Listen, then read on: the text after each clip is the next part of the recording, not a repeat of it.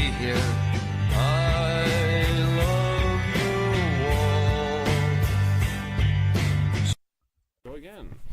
So hello and welcome to the almost penultimate Scannain Podcast. I'm back. Darren is off on holidays because we gave him he needs a for rest. once. He does. No, We've locked him outside the studio right now. He's crying in the corner. He's considering his life after he has another 300 podcasts to do. You know, the 250 is the never ending. 50 viewing a Baby Driver to lose some more hours on. We miss you, Darren. We do. We miss you terribly. So, But alas. I am joined by Ronan Doyle, Grace Duffy, and Jason Coyle. Woohoo! Yeah. Hey. I'm waving. That's nice waving. As per normal, we'll start with what we've been watching recently, and so we'll start with Ronan. Oh God, why? What? I have been off for a couple of weeks, so I have got loads that I will fly through as quick as possible and kick me if I lag. Carol Reed's Outcast of the Island, his follow-up to The Third Man. Never seen anything else of his, actually. This one's really interesting. It's one of those kind of fascinating post-colonial films that still hangs on to a colonial mindset and is also looking back with some regret and shame. It is weird in that balance. Very, very strange often. It's got quite an exotic gaze, but it is a little progressive. It's got some really interesting performances. Central performance from Trevor Howard from Brief Encounter. You might know him from. Yeah. And he's terrific here as a guy who goes completely over the edge. It's adapted from a Joseph Conrad novel, so it's kind of got some interesting similarities as well to Apocalypse Now. Fascinating, little odd, doesn't quite work, but yeah, it was good. That was a movie one that probably expired 2 weeks ago. So hard luck. Thanks, Ron. What else did I have? Staying Vertical, which was the latest film from Alan Girardi, came out in Cannes Fest last year, I think. His follow-up to Stranger by the Lake, which was not a sequel to Vertical Limit. Which I was hoping for. I really like Stranger by the Lake. Stranger by the Lake is terrific. Yeah. It was my favourite film of, I think, 2013 was the year it came out. This really strange but fascinatingly effective sort of Hitchcockian thriller set in a gay cruising beach. Very strange tones and stuff. Yeah, beautifully put together. I think the rhythms of it, the way it uses editing, music especially, it's just, I remember sitting there watching it thinking, this is, you couldn't tell this story through any other medium. It's just a perfect function of cinema to tell a story like this. I had never seen any of his prior work, and he's not even particularly well known in, say, art house circles. This was in competition at Cannes after Stranger by the Lake kind of proved his breakthrough, and this is much more like his prior stuff. I've read. It's very weird. It's extremely strange. It's the story of a filmmaker who is travelling through France, kind of have to find his script. He's being pursued by a producer who wants the script, and he just keeps meeting people and having lots of sexual encounters of every stripe. It's very, very odd. There's a moment where he sort of euthanizes an old man by the medium of sex to the tune of Pink Floyd. It's an extraordinary, explicit scene. Yeah. Not like nothing else I've seen before, and I always like that. It's very, very odd. Kind of recommend it. Kind of doesn't make any sense. That's kind of the point. It's one of those films. I enjoyed it. It's very, very unusual. One then that I think Jay may also have seen, but I don't think you've discussed in any of the previous weeks, Jakub, which was on Mubi. Just a documentary. Yeah. Really, really fascinating film. Kind of, to be honest, it's the kind of thing that I watched because it was quite short, less than a hour long. And I think your recommendation kind of essentially added that little Yeah. thing, and it's like, oh yeah, well, Yeah. It struck me as the kind of thing that Jay would absolutely like.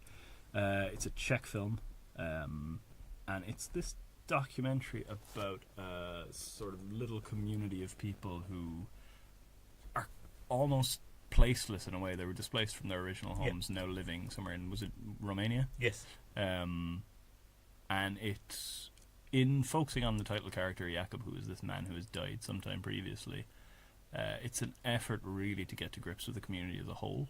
Yeah. It's one of those great films that takes in one specific person and through it says something universal about humanity.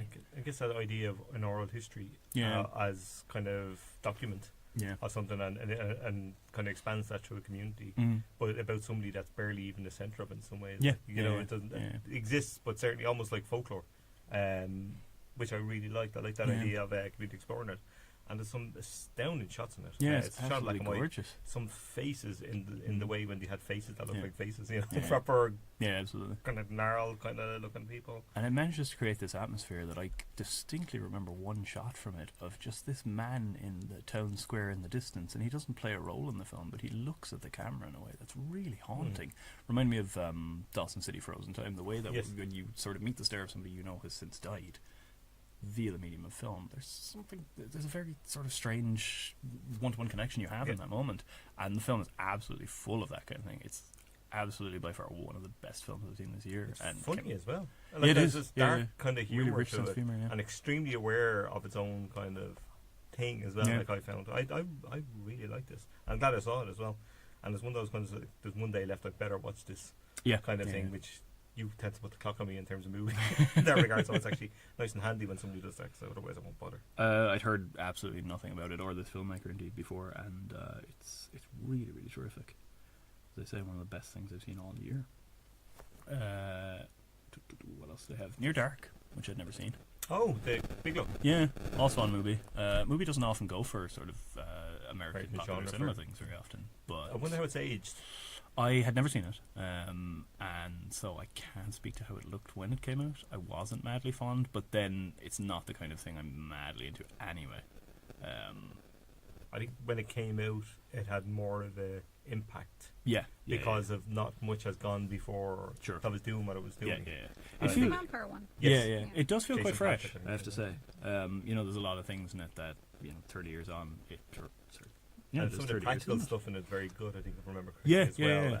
And it's really dense and atmospheric. I It agree. works really well. My reservations were just that it's not my kind of film. Yeah. I can't poke any holes in it. The really. last time I've seen it probably was about a decade ago, I think. Yeah. And I still enjoyed it. It's probably the second or third time I've seen it. I would have to revisit. Yeah. It's one of those films you always wonder, because it's like 30 years old now. Yeah. Whether it kind of stands up to modern age. But I remember always liking it. I think it would, to be honest. It really fits into some of the 80s action mold. There's a lot of overacting from Lance Henriksen. And that is terrifically fun. Yeah. It's really good time in there. I think it's got the vampire genre is always interesting in the way it plays around with sex and sexuality, and it hasn't got much going on there, and it's trying to do something with that it doesn't really. I think it's just going for the Alien style fun, and that's fine. It does that, I think. Yeah. Then another movie expiry that turned out to be something that I wasn't expecting. Francis Ford Coppola's Dementia 13. Oh, yeah. Which I didn't know until I started watching. This was shot in Ireland. Yeah. I've never seen it. I'm aware of it, but I've never seen it. It's a lot of fun. It's the classic Roger Corman film. You get a young up-and-coming filmmaker who absolutely concedes to make trash and then tries to sort of polish it nicely. And it's great fun from that perspective. Coppola gets in a lot of really interesting shots. It's off-the-wall crazy. It's a complete rip-off of Psycho, essentially. I think it came about a year or two after Psycho, and Corman was just like, yeah, I'll have one of those, please. Yeah. And it uses some Cork locations very nicely. It looks really, really good. The plot is nonsense, and all the performances are utterly hammy, but considering there's a Coppola film that was shot in Ireland, that was news to me. Corman's interesting because what he used to do was he'd film a film in like 10 days or whatever, and then he'd still have the studio for like 3 or 4 days. So he'd give it to, if you got any scripts lying around, just knock a film out there in 3 or 4 days, and whatever youngster was hanging around, so basically get 2 films for the price of 1. That's kind of his business plan. And it made for some really fascinating films. And a lot of filmmakers cut their teeth on that. People laugh at Corman a lot, sort of say, oh, he's such a trash meister, and he absolutely is, but he also put out some really good stuff, including the stuff he directed himself. The Poe adaptations, which had Nick Rogue as cinematographer. And, which one was Mask of the Red Death, I think. Yeah, there's a couple of these directed are pretty goddamn good. Yeah, there's The Intruder with because there's something like 400 films, and you get there are at least 20 I've seen that are really, really great. The Intruder with William Shatner is fascinating and really, really, really good. And I think Corman used to say, I don't know if it's entirely true, I wouldn't completely trust him, but the one film of his that didn't make a return. If you've watched It Comes From Connemara, you see some of the what was made here is just I mean, at that stage he's just fucking banging out anything. And in many ways brilliant. I mean, come on, the man was involved with the start of a number of the cinema directors that we still have. Oh yeah, huge ones. Like James Cameron and stuff. Sure, absolutely. The biggest of all time. Yeah. Ron Howard, I think, as well. Even Scorsese. Sorry. Yeah. He was Ron Howard's Grand Theft Auto, as directed for Corman, is really good fun, and my favourite Ron Howard film. There you go. Okay. Jay is not convinced. Will not express No. Jason's favourite Ron Howard movie is the one he never made. My favourite Ron Howard movie is probably Ed TV. Weirdly. Oh. There you go. I have some things that may or may not be in the top 10, so we might need to save. Creed 2 is right. Yes. Widows top 10. No, not anymore. Widows is not in the top 10. I really liked Widows. It's gone from cinemas though. Is it? He's just yeah. I caught one of the last in showings. the last couple of days. Ah, that's a shame. I didn't have any expectations at all. Hadn't seen the trailer, but I found myself kind of thinking, this has been out for 2 or 3 weeks and I haven't gone to see it, and it's the new Steve McQueen movie, and that's a little weird. Do I have the same kind of attitude to genre that a lot of the marketing people seem to have? And I went to see it and I had a really, really good time with it. I think it is a sort of slightly hammy genre piece. It really made me think of, and I didn't know Gillian Flynn had written it until it came up in the credits, it really made me think of Fincher, interestingly enough. Because I think Fincher, one criticism I've always had of him is that he doesn't care about screenplay. Sorry, criticism and Fincher are not things that I'm willing to count. Don't worry. I think he's a great technician and visualist, but he doesn't really care about screenplay. He will see a screenplay and see the visual opportunities and directorial opportunities Zodiac, for it. Yeah, but maybe Zodiac has a great screenplay to begin with. Well, but he does care though. Oh, sure. He's not going to take anything, but he will. And The Social Network. I'm not by any means saying that all of his scripts are trash. I'm saying that he has directed some he will scripts direct that any aren't of particularly good. To some degree if he gets paid. And he will elevate and that show. No, he will. No, he generally does. That's make something more than the. He'll be handed something, and what he's looking out for is what he can do as a director. He's not that concerned with the screenplay, and if there are problems in the story, he will not try to correct them. I think that's my take. I mean, if you watch, I have a lot of time for his Girl Track and Tattoo, and it's grown to me in subsequent watches. But there's major problems with that. He did, and major problems with the book. Yep. I suspect major problems with the script, and he just fuck it with the film. And I mean, exactly, because he doesn't work. But he sees something interesting that he can do in that way. Yeah, from his perspective. Yeah, I'd agree. And I repeatedly thought of him in the way that often that doesn't work for me because I get hung up on the screenplay's problems. That came to my mind here because I think this screenplay has a lot of problems. It's doing a lot. You could easily imagine this directed by somebody with less skill and it being a slightly familiar genre piece, but I think McQueen elevates it very, very much.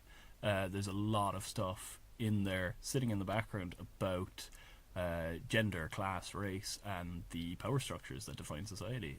It's very subtly done, I thought, very, very well, and Jay is looking at me as if I'm crazy. No, I'm with you, Ron. It's better than Jason. All those things are true in the sense of things in the background. All those things are present in what he's intending to do. My issue with the film is that I think he does them really, really badly. And there's one particular shot that everybody's been on about, and everybody knows the shot. I won't go into these two in depth, Grace, because I haven't seen it. But it's a shot where a car drives down a road for X amount of time. Yeah. Right. All I could think of when I watched that is like, this is the most call attention to something without really having anything to say that you couldn't do with couple of shots. Do you know when we talked about Outlaw King and that opening sequence? This is in Widows for me, and is as ludicrous to me as in, and this is ADR kind of a conversation that's happening that doesn't sound like it exists and is only added in to make the shot have a point. And I kind of hated that, and everything about that followed from it, from the ludicrous 90s twists to the stealing the character of Belle, who's played by Cynthia Erivo. She's the babysitter, who is basically Dennis Haysbert in Heat, right down to the concepts of exactly what it does. Lifts the whole thing wholesale. Same demise? I'm not going to say a spoiler? It's the whole sequence is hijacked from it in a really, really bad way. There's one scene with, and this ties back to Heat to some degree as well, a scene with Colin Farrell and Robert Duvall in an office. That's the worst two actors playing off each other I've seen since De Niro and Pacino in Heat, which is an appalling scene regardless of what anybody thinks of the film. It's really badly written. This is really badly written. I worried for Robert Duvall in this like I worried for Charlton Heston and Bowling for Columbine. He didn't look like he was able for it. And Colin Farrell his reactions in that scene particularly are worrisome. It's woeful. It's a woeful. I was watching it with mounting horror of how bad it was done, and this felt like what was the Lumet film? The Lumet, they did the late one with Hoffman and Hawk. For the Devil Knows You're Dead. This reminded me of that, except 1,000% worse. And that's the kind of film that I want. A third-rate Lumet film. I thought it was awful. And Lumet. I gave two. Well, apparently it's Lumet. I used to call it Lumet. Well, he's American, so he just says Lumet. I'm going to say Lumet. All right, I was going to say stick with that. Davis is great. She's just about gets it over the line in terms of watchability. Everyone else, except for Daniel Kaluuya, is very good and should be next Bond. Aside from that, I hated all the cast. They were all doing nothing, wasted. And all the points I tried to make about kind of race, culture, class, money, all that kind of thing were hammy and awful and obvious and unrestrained. It was terrible. But did you like it? I'm sorry, I really, really wanted to. I love McQueen. I'm kind of intrigued by this because, like, knowing that Gillian Flynn wrote it, and given that she would also produce Gone Girl, which I imagine most people are familiar with, much better. Which is, it's good, but much better. It's not great, but it's much better. Gone Girl is a weird sort of combination of films where it's kind of, in certain ways, I would argue, guilty of the thing that it's attempting to call out. This won't convince you of anything different. Yeah, I can see how in a story like this, like you were saying, maybe it was aiming to represent a certain story or point of view and ends up sort of either misrepresenting it or just doing it in such a bad way that it becomes Stacey Grove made a very interesting point that her friend said this was like a trashy 90s thriller, and I said it is, but it's neither the fun of a 90s trashy thriller because it takes itself far too seriously, and it's neither a prestige film because it's playing in genre. It's like McQueen is coming off the prestige mountain to show these thriller makers how to make a thriller and fails spectacularly.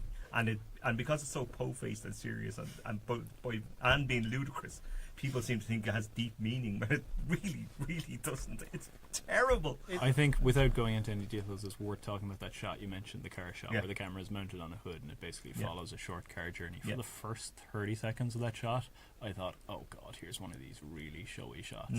By the time it was over, I got what McQueen was doing, or at least what I think he's trying to do, which is that if you had the start and end of that shot and a cut directly between them, that wouldn't have had the same impact of showing how much the surroundings change. I know, I agree. In a really short I know exactly what he's trying to do, but it's one of those things. How can a filmmaker show the thing that you want to show? That you can still do that shot in a different way, I think, to make it work. But the camera looks so unusually mounted because it has to be this way to show X, and it calls attention to itself so much that it really irritates me. And you can say, oh, he's deliberately doing that because he's doing X in a genre film, and that's fine. And people will make excuses for McQueen to do anything because they love McQueen, and he's great. But it's one of these things that when a great filmmaker that people love doesn't make a good film, I think, in my opinion, people get a bit carried away. I think it's absolutely his worst film, but I like it a lot. Yeah, I imagine if you go with it, there's fun to be had, but I couldn't go with it because it's awful. Anyway. I look forward to seeing Widows, probably in like 4 years, given my current rate of progression. Well, it'll be on ITV on a Sunday evening at 9 o'clock sometimes. So that's true, actually. It will. It's a perfect place for it. Instead of Prime Suspect. Whenever they stop running Prime Suspect, it'll be on instead. A couple other things then very quickly. Chess Fever, which is a 1920s Russian short film by Vsevolod Pedovkin. Apologies to him, he's not around. I've seen a Pedovkin film before and I can't remember what it is. But was it October 1917 yes, at all? Yeah, that's kind of his big one. Yeah. He was really big at the time, around the sort of late 20s, end of the silent era, but has been slightly forgotten next to Eisenstein, who was a little more influential. This is really, really good fun. It was shot at the World Chess Championships in Moscow, and then a fiction was developed around it about Moscow just going crazy for chess. And it's got some of those amazing intertitles, like there's something along the lines of the biggest obstacle between a man and a woman is chess. It just is this absolutely ludicrous comedy that was very unusual for the time. Cinema finding its feet, and he just realised a way to blend documentary and fiction in a really, really funny way. Also Russian and a comedy. I know, right? Actually, no, it was Mother I seen. Which is overwrought wonderfulness. It's so overwrought and so Russian in its thing, in the way that those films in that era were. But it's really, really admirable in its kind of belief in itself, which I quite liked. It was a good few years ago. But Afghan stuff, I haven't seen that much, but I think I've seen the Chris Marker documentary on them as well years back. But wow. I'd have I to would watch that. search the memory banks. Yeah. Very good as well. It's really, really good, and he also has some really, really good writings on the art of editing and how to sort of develop a cinematic language. Those which guys he knew their very stuff. much did. Yeah. 100 years later, and Yeah. they're still pertinent. Yeah. Then there's Kagaz Kaful, which has expired from Mubi a couple of days ago. You just made that up.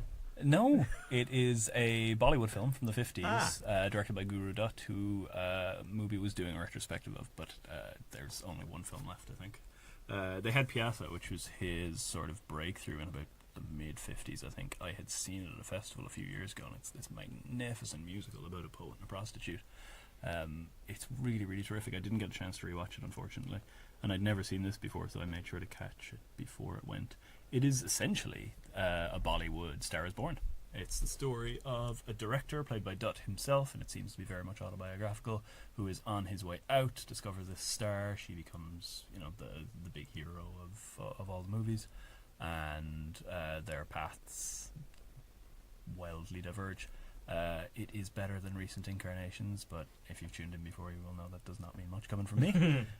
This is really, really good and really impressive, sort of chiaroscuro style cinematography. It's absolutely beautiful to look at, and hits all your Bollywood beats, but has such sort of depth of emotion to the music.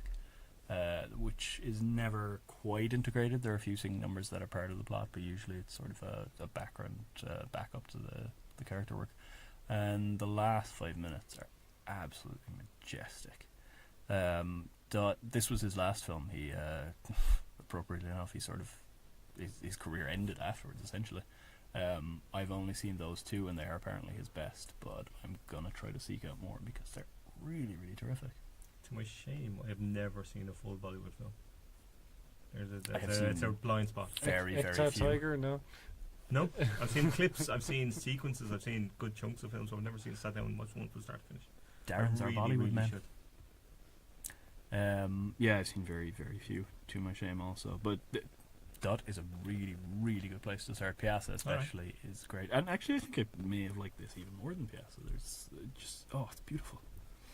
Then, I was telling Jay about this earlier, I watched a Varda because, we got to keep that going. Varda. And that Because never Varda. ends. Got to keep the brand going, lad. Varda season never ends. And I watched a Varda that I hadn't heard of, but that has a pretty extraordinary cast. It's called 101 Nights, and it was made in 95. And the cast, I'll just rattle off a few for you. Michel Piccoli, Marcello Mastroianni, Fanny Ardant, Jean-Paul Belmondo, Alain Delon, Catherine Deneuve, Gérard Depardieu, Jean Moreau, Hannah Schuller. It's pretty... Basically everyone in France. Everyone ever. Isabella Gianni, Stephen Dorff. Yes.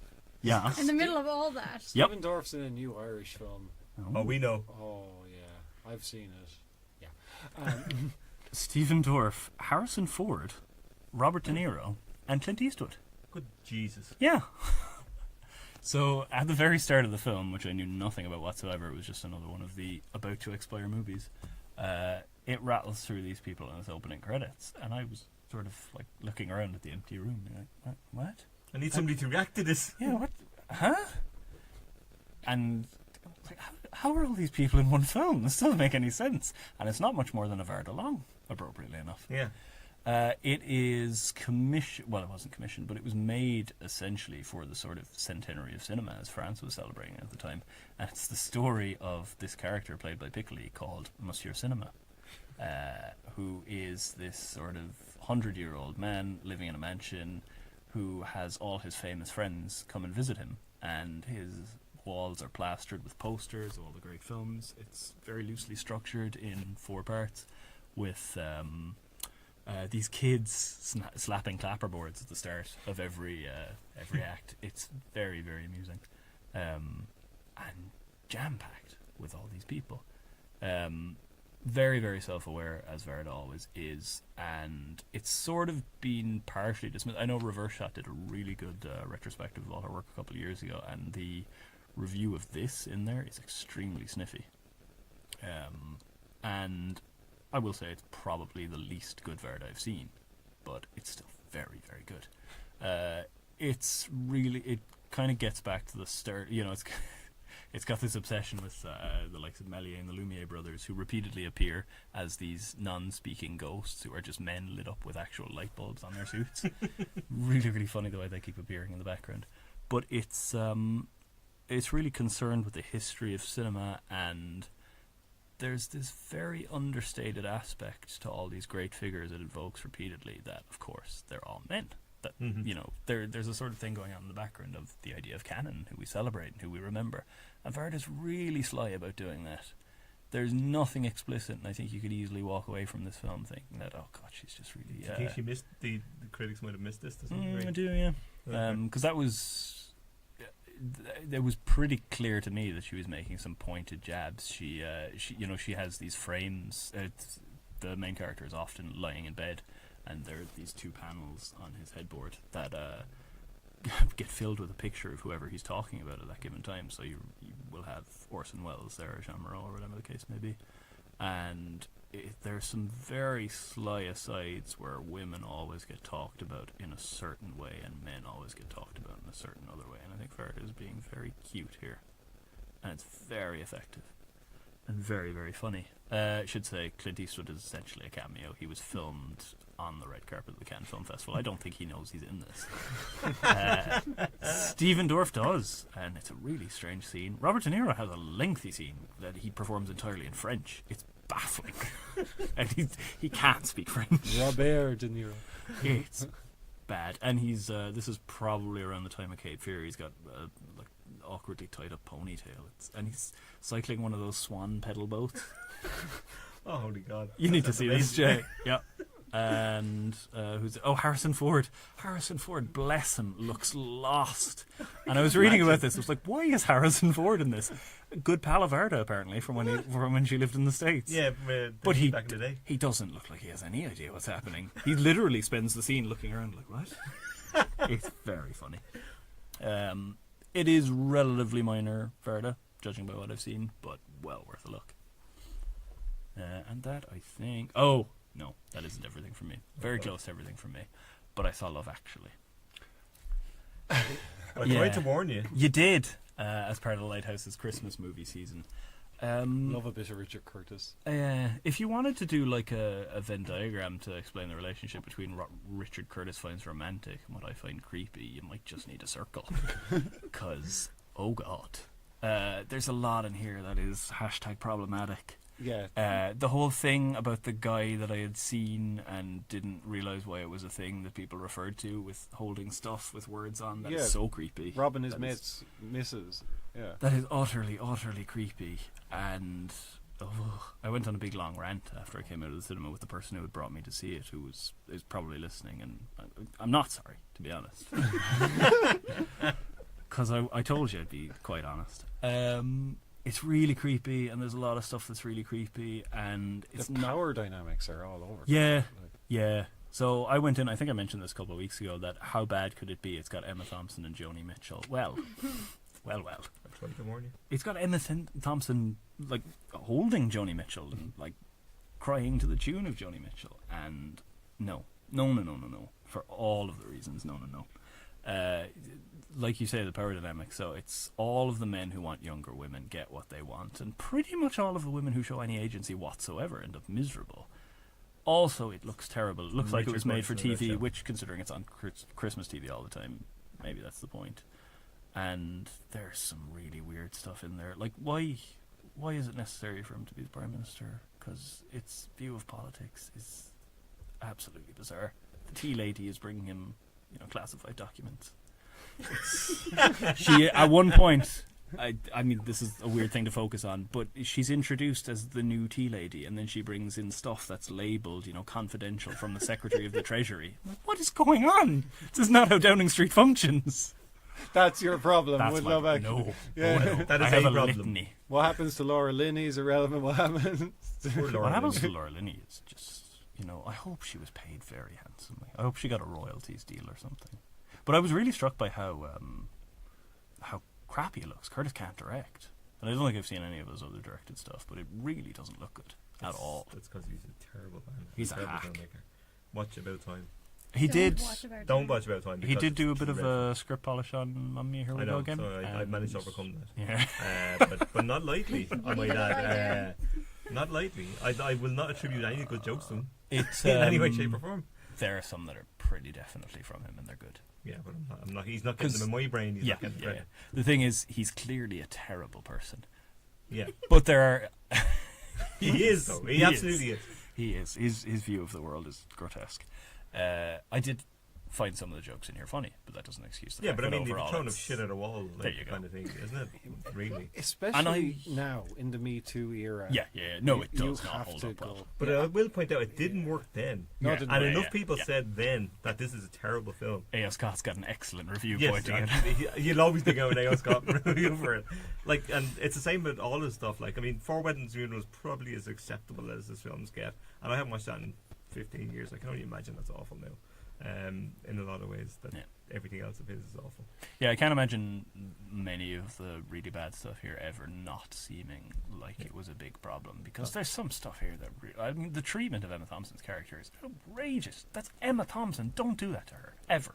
Even if you are Alan Rickman, still don't do it. I've heard awful things about the Rocked, to the point that it's a Philip Seymour Hoffman film that I'll probably never watch, which breaks my fucking heart, quite frankly.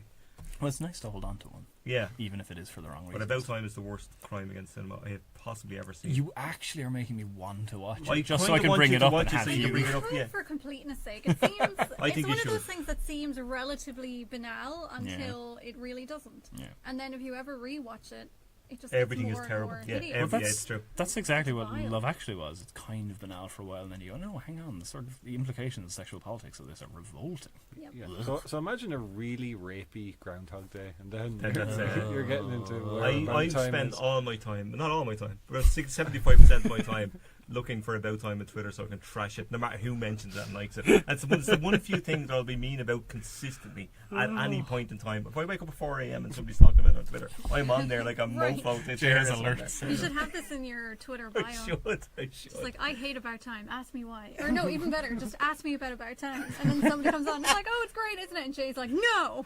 Here we go. I'll direct you to my Twitter 50 tweet rant about it. Yeah. Yeah. Here's my 50 tweet He's a thread. bad man. He's an absolutely bad man. He's a bit of a creep, isn't he? Yeah, he is. I'm pretty sure everything else I had. Is Sorry to Bother You in the top 10? No. It isn't. I don't know if it came in. Oh, it came in. Sorry, it did. Yes, it did. Low. It came in. Okay, as long as it's there. Yeah, I think after half an hour we need to move on. Yes, sorry. Well, after all of that, I have two things to talk about, both of which are rewatches. Because the third thing I watched this week is in the top 10, so we'll come back to it. So I'm watching more conventional Christmas stuff now, which means non-Netflix slushy movies. So I watched Krampus on Sunday, I think. I'd never even With- heard of this. I'm going to watch this because you convinced me. It's really good. I really like this film. I remember going to see it in the cinema, and it was one of those things where I was like I never say this, but I actually think it's better in the cinema, if only for the sound editing. But, you know, if you have decent cinema at home and you don't have a relic of a television like I do, then that's probably not a problem. But yeah, no, Krampus is great. It's just, I mean, I assume most people are familiar with it, but basically it's, the whole story hinges around this one, like, poor little boy who has the most revolting family possibly ever committed to cinema. They're all disgusting. They're all selfish. They're all obnoxious, just terrible people. And because of this, he just kind of loses faith in Christmas and tears up his Santa letter, which he was writing like the day before Christmas Eve, so this makes no sense, but let's ignore that. Yeah. And because of that, he basically brings like a curse of Krampus down upon them. So the entire neighborhood gets swallowed up in this big kind of blizzard snowstorm. They have no power. They can't see anything. And there's just this demonic version of Santa Claus going around destroying everything bit by bit. And it's wonderful. It starts out as this kind of like, it's funny in a very sort of, I suppose, like black humor kind of way. But there's a lot of stuff in this that's also a little bit creepy. Like the Santa Krampus person makes this really eerie guttural howl that you just kind of hear in the distance constantly, which is really unnerving. And then you get all sorts of crazy things like toys that eat you and like demonic teddy bears and possessed gingerbread men that pull you up the chimney. I'm totally and sounding this. like it's This great. sounds great. It's so much fun, and what's fun as well is that it becomes quite self-aware and kind of meta as it goes on, because you can hear like at one stage one of the characters sort of like throws himself out the window after one of these demonic things and literally shouts "twisted fairy tale horse shit." Like it's amazing. But yeah, if you haven't seen it, I thoroughly recommend it because it's just really fun. I'm gonna watch it over Christmas. It's not very long either. You can get really caught up in it when it lasts, and while it lasts even. And the ending is perhaps a little strange, but I mean that's a very minor complaint compared to the rest of the movie. And then on Monday I went to the Lighthouse for my seasonal viewing of Die Hard, which remains a 5-star action masterpiece and an absolute Christmas film. I don't care what anyone says. Die Hard 2. There's Santa hats in it. There's a Christmas party. It happens. All the events take place at Christmas. It's Christmas. Joy to the World is kind of... Everybody knows it's a Christmas film. There's nobody really disputes this anymore, right? Yeah. They really are. You'd be surprised. Die Hard 2 is also a Christmas film. No matter. It takes place at Christmas. Well, Is that the one that's set in an airport? Snow in. Also, it's No, it's not. it is better. Frozen I is not have a not Christmas seen it film. the whole way through, so Die I Hard can't 2. help you. Please Yeah. watch it. I will and at some come back. stage. If we're, Yeah. if we're going to bring that up, Frozen's not a Christmas film because it's set in July. Yeah. Yeah. I mean, that's Well, if you fair. have snow, Just because you're it was kind of in it, released though. in December. But it's also in Frozen, it's just an eternal winter because of like Elsa having a moment. You know, it's going to calm down when she gets over her moment. It is the summer. Yeah. But getting back to Die Hard, one of the things I love most about this film is the script for it is amazing. It's one of the best screenplays I think I've come across. And I remember studying it when we were doing screenwriting in college and reading loads of really interesting interviews with the writers where they talked about how compared to a lot of other films where, you know, the kind of generic screenwriting thing that you're told is to have the protagonist make certain decisions and everyone else sort of reacts to that. But in Die Hard, everything was written as though Hans Gruber was the protagonist, so everything he does forces a reaction from John McClane as opposed to McClane being the one who takes certain actions and other people fall in line. And it's so brilliantly orchestrated, the way all these little tidbits of exposition are dropped in at various points and you don't even realize they're exposition until later on. Even something as simple as how they get John McClane into bare feet really early on. It's just this simple kind of seemingly throwaway thing that turns out to be super important, and I just love it. It's so good, so funny and so entertaining. Like, it never lets up the whole way through. And I just don't understand how anyone can dislike this or dispute its place in the Christmas canon. I don't dispute any of Die Hard it. I prefer Die Hard 2, but I do love Die Hard. As well you should. Yep. And that's all I watched this week, except for Creed 2, which we will come back to, I believe, in new releases. So it's... I've got a handful, but I'll be quick. I rewatched Casino because it's amazing and it's 178 minutes, so you really, really need to find the time. I had a free Saturday night, and instead of catching up on 2018 films, I should have been doing, I stuck in Casino for 3 hours, and a film that gets better and better on rewatch. It's an extremely bleak, funny, weird, violent film that is one of the best designed, edited, and possibly the best voiceover I've ever seen used in film, in any film.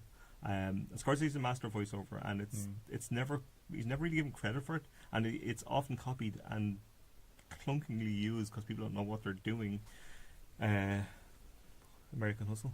But in fairness, they're copying a lot. Oh, they are, but they think if you just American have Hustle is a voiceover over terrible imagery, film. that's all it is. Anyway, all of it is just a write-off.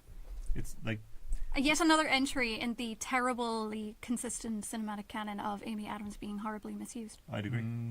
See, also, Vice, which I haven't seen yet, but the trailer alone makes me want to vomit.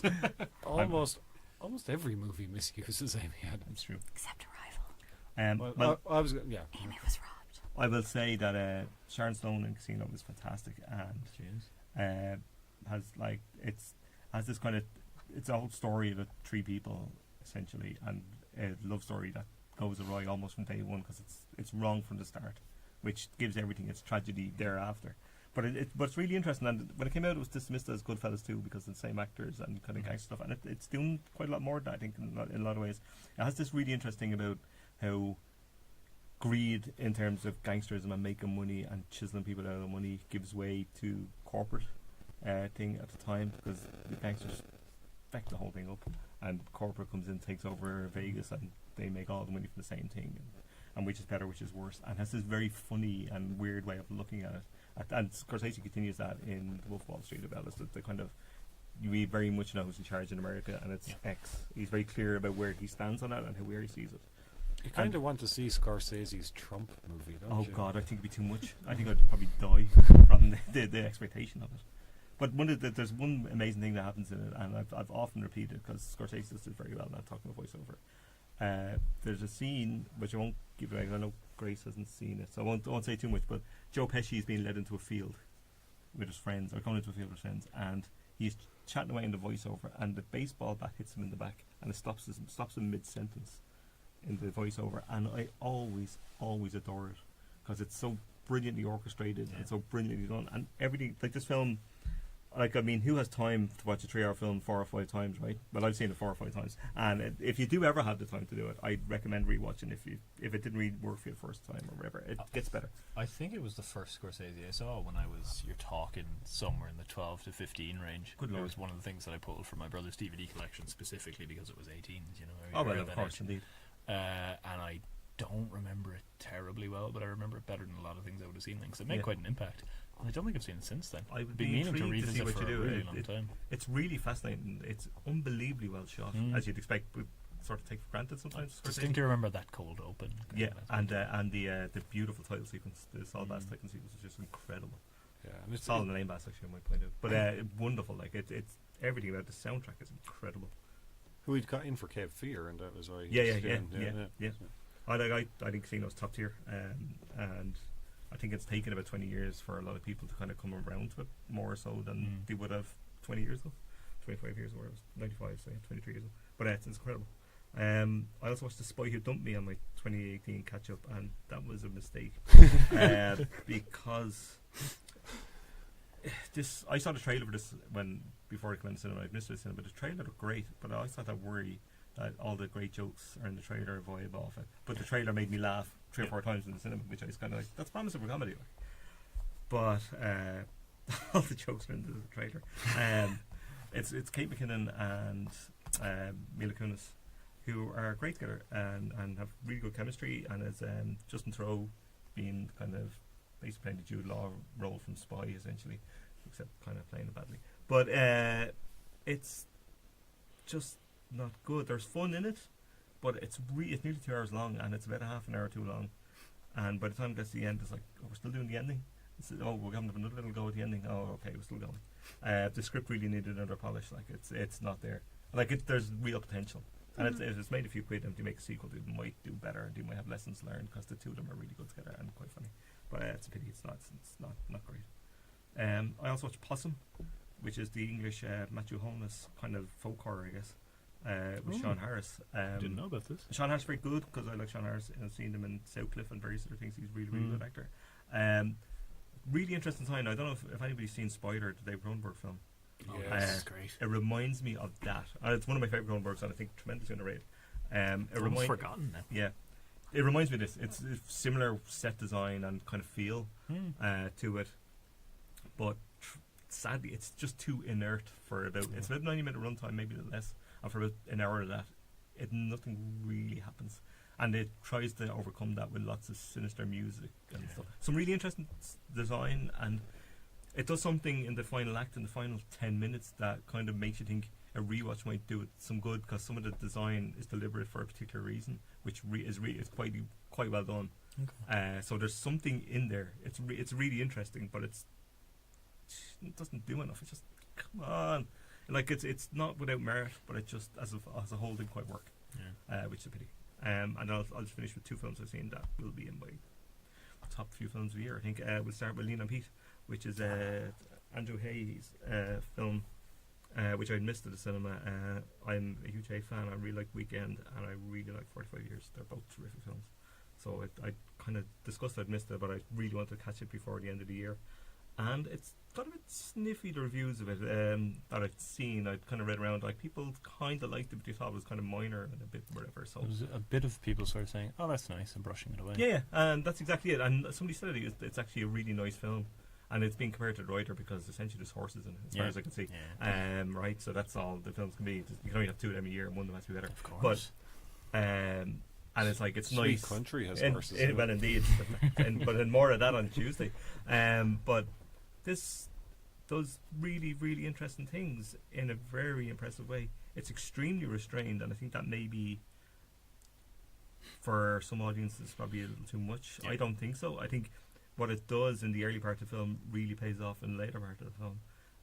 It does unbelievably quiet character work that's really, really good. Charlie Plummer is fantastic in the lead. And we've seen a variation of this story before, but it's about, you can take the kind of familiar materials and make something and do something with them. And it's that kind of young guy's view of a world that he just barely understands or doesn't understand. It's like what people are doing, what adults do to kind of throw your life out. And there's this great performance, like Steve Buscemi, Steve Zahn, pop up here and there to kind of populate the film. And they're really good. Chloe Sevigny as well, who's very, very good. And they just pop up and do wonderful little things. Great little character work and move on. And it all enriches the story as it goes on. It's about 2 hours long. And I found myself loving it more as it went on. The directing is so empathetic. And there's moments where you can see that there's a chance to do the big thing that might have got it awards. And he walks away from that, which I find extremely impressive as a filmmaker. Extremely confident and really impressive that he didn't do the whole big thing, which he could have done. There's moments at the end, particularly last half hour, that he could have grandstanded like there's no tomorrow. And a better filmmaker does this, and he really did. And I kind of loved it. Yeah, I really, really responded to it and how it's restrained without being removed. There's a real emotional closeness to the characters, and I think he's, as much as I love Weekend, I think he's really benefited from his time working on Looking, the HBO show that he got. Which I now want to catch up to. I haven't seen. It's really good. I think he got 2 seasons out of it before it was cancelled, and then did a movie wrap-up, and he didn't direct all of it. He directed quite a bit of it, and there's such quiet character. And in a TV show, you get the space to let characters breathe and really do long-term work. I think he really benefited from that, and it's really on display here. There's a lot that you don't get told to you about this character, but is there in the performance and the way he shoots it, and it's really. And if you stick with it and if you kind of get pulled into its rhythms, I think it's an extremely rewarding film. I saw it very, very early in the year, and I keep returning to it in my head, and I really want to try to catch it before the end of the year. It's one I could see myself rewatching very much. It's one I already kind of see. There's plenty in it that I missed or didn't quite catch. But I'm aboard. I'm on the hate train.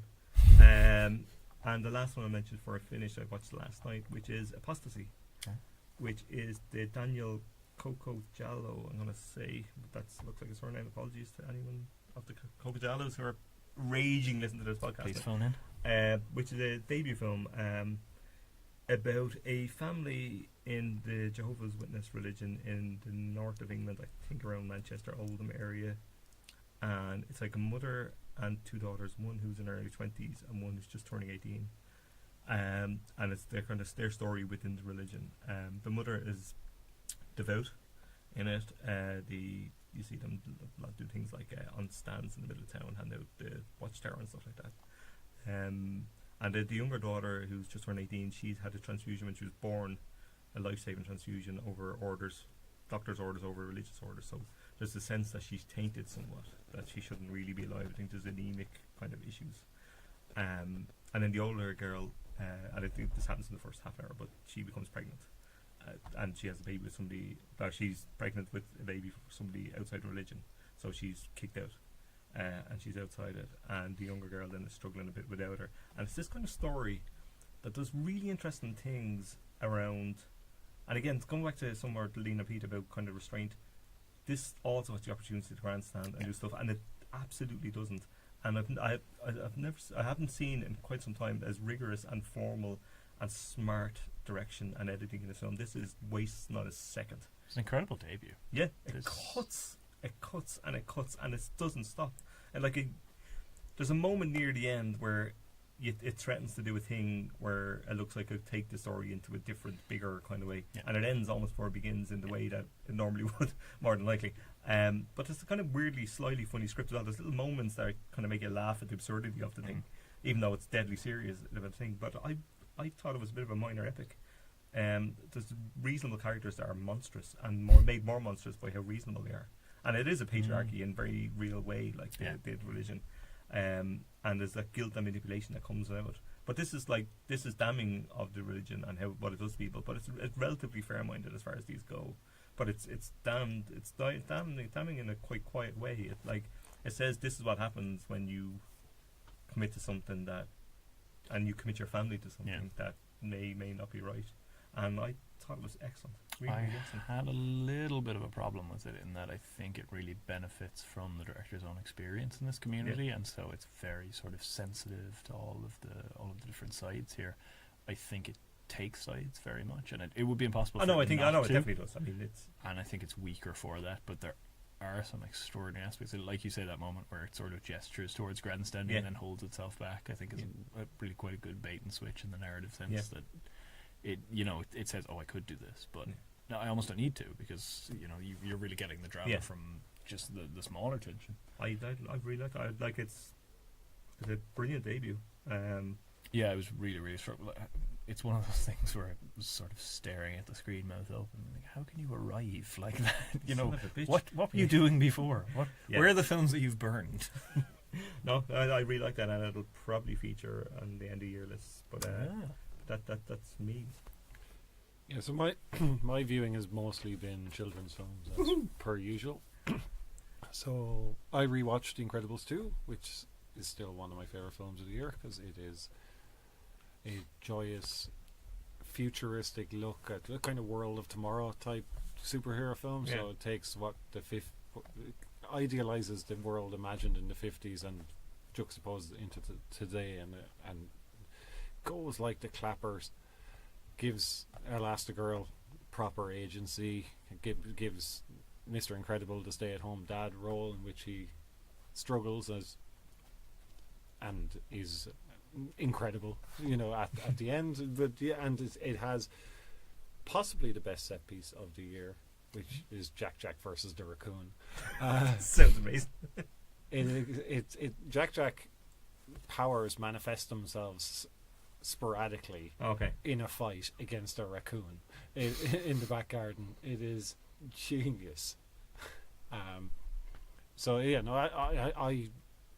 I listened to the 250 on this, and I was getting increasingly angry while listening to it, to the point at which I just turned it off and couldn't listen to it anymore, and I haven't listened to any 250 since. Oh no!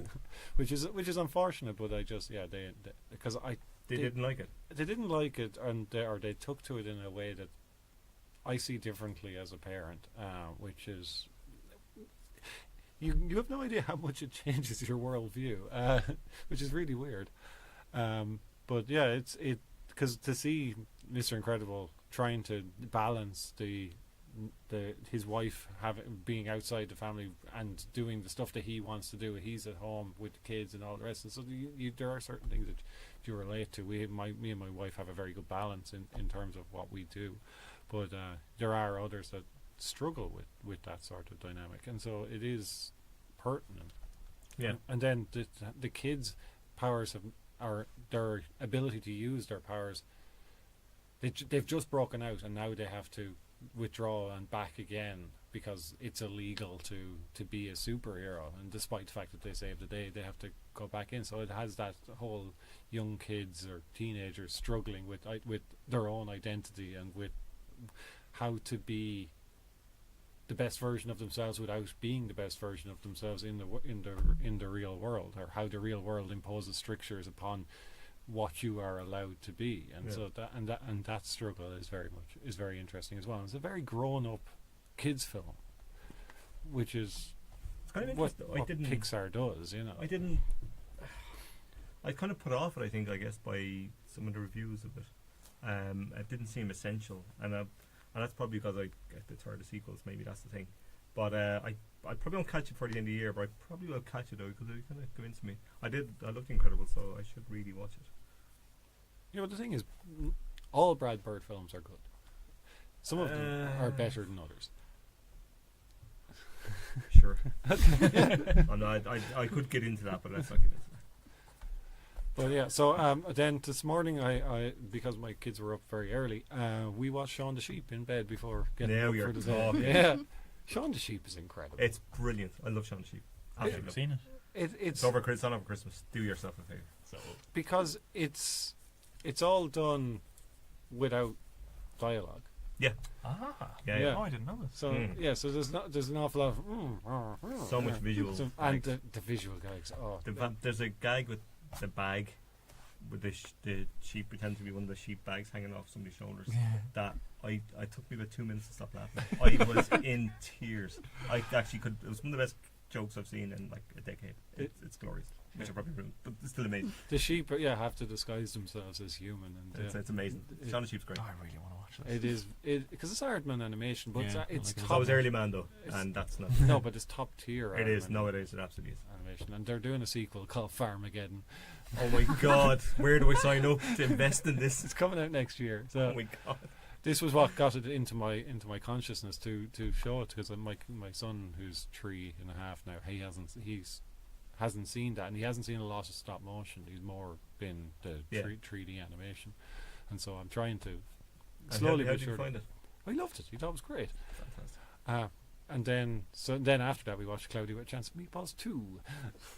Cloudy with a Chance of Meatballs 2 is not as good as Cloudy with a Chance of Meatballs, but it's still very interesting, and it is the story of Steve Jobs trying to take over the world and being thwarted by a smart, klutzy young fella. So Yeah, I've seen the first one. I haven't seen the second one. who doesn't love that? Yeah, The corporation is called the Live Corporation, and they have this big logo and the Live sort of thing, and then you find out that the Live Corporation are sinister, and the logo flips, and they're the evil corporation, and Well, now it's just genius. I love that kind of stuff. Yeah, it's the simple thing, and the monkey has a trigger word for celebration, and every time it happens he presses this box and the box explodes in confetti and paint and yeah, it's I never saw the first one. Actually. first one's pretty good. I quite like. they are very much, they're very, very enjoyable films, and they are worth seeking out, and they're great for kids because they're colourful and entertaining at the same time. Yeah, and then I rewatched Easy A because I love it. I've never seen Easy. I'm surprised. I would have thought this was right up your street. Yeah. Is It's it? very It good. has a brilliant Stanley Tucci. Oh Sold. God. Yeah, Stanley He's amazing in it. Tucci's the best dad ever. The parents though in that Yeah. film, like him and who plays the mother again? Patricia, is it, or Patricia Clarkson? Clarkson? Yeah. You're Yeah. kidding. What a Oh, couple. they're so They were a good. real couple too. They just have this really like. What? Oh my I'm God! aside on that, Perfect. They're a real couple. lads. Yeah. Jesus, I'm actually floored by that news. Yeah, How they did I not know that already? I know, right? This seems like information I should have absorbed Fact by check now. me, but I'm pretty sure that's right. I'm gonna choose to believe it, not fact. I don't want to know the truth if it's not that. but yeah, no, they're brilliant as Yeah, they have this as the lovely kind of parents. earthy, slightly hippie dynamic, and it's just so chilled and like wry, and it's so I good. can't imagine it being as good as Coach Sailor and Tammy, but I'll believe it when I say it. Easy A also has this amazing set piece of Emma Stone's character getting she is Emily Stone. that's what I was thinking. She gets a birthday card that has like a Rihanna song.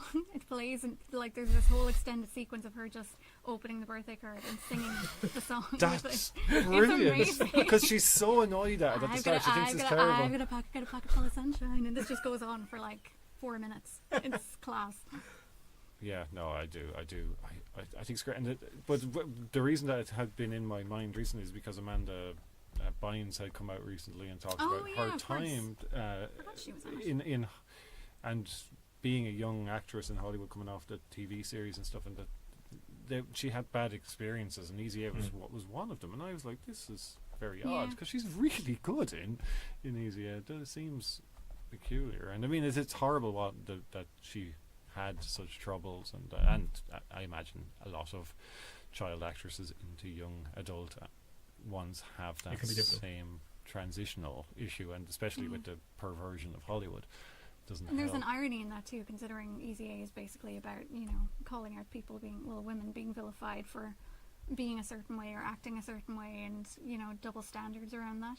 Yeah, and it's one of those, the way that we had many adaptations of books and takes on it, and so this is the Scarlet Letter reimagined. So you got, who doesn't love that entire genre, which is You're adding far too many films to my watch list now. I'm sorry. Who has the time? Don't you know it's mid-December?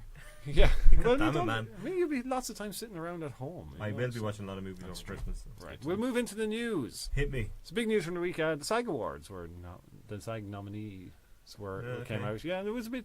Some of them were a bit odd, and so Regina Hall's missing from the. Yeah, it's quite odd because she's favourite. The best actress. She's currently favourite. Yeah. Instead, there are 5 white women, so that's always good. Not to say that they're not all amazing actresses. So, Emily Blunt is nominated for Mary Poppins Returns, Glenn Close for The Wife, Olivia Colman for The Favourite, Lady Gaga for A Star Is Born, and Melissa McCarthy for Can You Ever Forgive Me in the Best Actress. And then best supporting actress for Regina Hall should be, you have Amy Adams for Vice. So somebody thinks she's good in it. She's probably just suffering this. She's great in everything. Yeah, Emily Blunt in A Quiet Place, which first, how is in she the supporting? Yeah. In fairness, that's the a films rant tend for to another time. push people in certain ways, don't they? It's not necessarily. But she's the main. I know. She's the main character. The titular role. Yeah. And her performance is so she's good The Quiet Place. Yes. Would have been a more interesting film had she been The Quiet Place. I feel like A Quiet Place is probably a better film than Mary Poppins Returns, or whatever it's called. It's not. Because I didn't like it. Margot Robbie for Mary Queen of Scots, and then Emma Stone and Rachel Weisz for The Favourite. So the big thing, the big problem that The Favourite's going to face in that category is that if both of them are nominated, they're going to split the vote, and therefore it makes it harder for them. But yeah, there's The Favourite got three nominations for the 3 ladies and didn't get an ensemble nomination. They didn't do picture, does it? No, they do an ensemble, and so this ensemble is weird. That's so odd, you have A Star Is Born, Black Panther, Black Klansman, Bohemian Rhapsody, and Crazy Rich Asians. It's like they didn't get any further than C in the alphabet. What? Yeah, but Bohemian Rhapsody is very one confusing. good performance, and Bohemian Rhapsody is one very good performance, and other people are also in it. A Star Is Born isn't really an ensemble piece either. There's it's 2 of them. Three, and maybe, if Sam you throw Elliott. Sam Elliott into it. Yeah. Sam. Who's already a meme. of course, Yeah. everything's a meme. But that one scene Yeah. memed already. But Best Actor, Christian Bale, Bradley Cooper, Rami Malek, Viggo Mortensen, and John David Washington for Black Klansman, which I think is a great Well, he's the only great choice. non-underwhelming person in that category. That's actually true. No, everybody else Which means he won't win. Yeah, of course. Which would be a shame because he's very good. Yep. Very good. Yep. Best Supporting Actor, Mahershala Ali, Timothy Chalamet, Sam Elliott, Adam Driver, and Richard E. Grant. So it's a bit uninspiring, though, isn't it? As a group? Maybe I'm being forgetful. What was Adam Driver in? Adam Driver in Black Klansman. Oh, of course, yeah. Yeah. we were just talking about. Yeah. It's been a long year. I've had It's been a 5 years in decade of a year. 2018. Yeah. So no, I mean that the SAG nominees tend to favour the Oscars tend to favour the SAG nominees in terms of the acting categories because of the fact that screen actors make up such a such a large Another percentage. underwhelming Oscar season, then I guess. With no presenter. Black Klansman is the only thing that's really emerging among the frontrunners that I'm particularly It's interested in. the best I'm one kind of of the surprised that ones it I've is seen. among the frontrunners, actually. I've been underwhelmed by literally everything else. It'll It's have extremely disappointing. it'll definitely have a script nomination and could easily win it, but it'll be very, very, very interesting.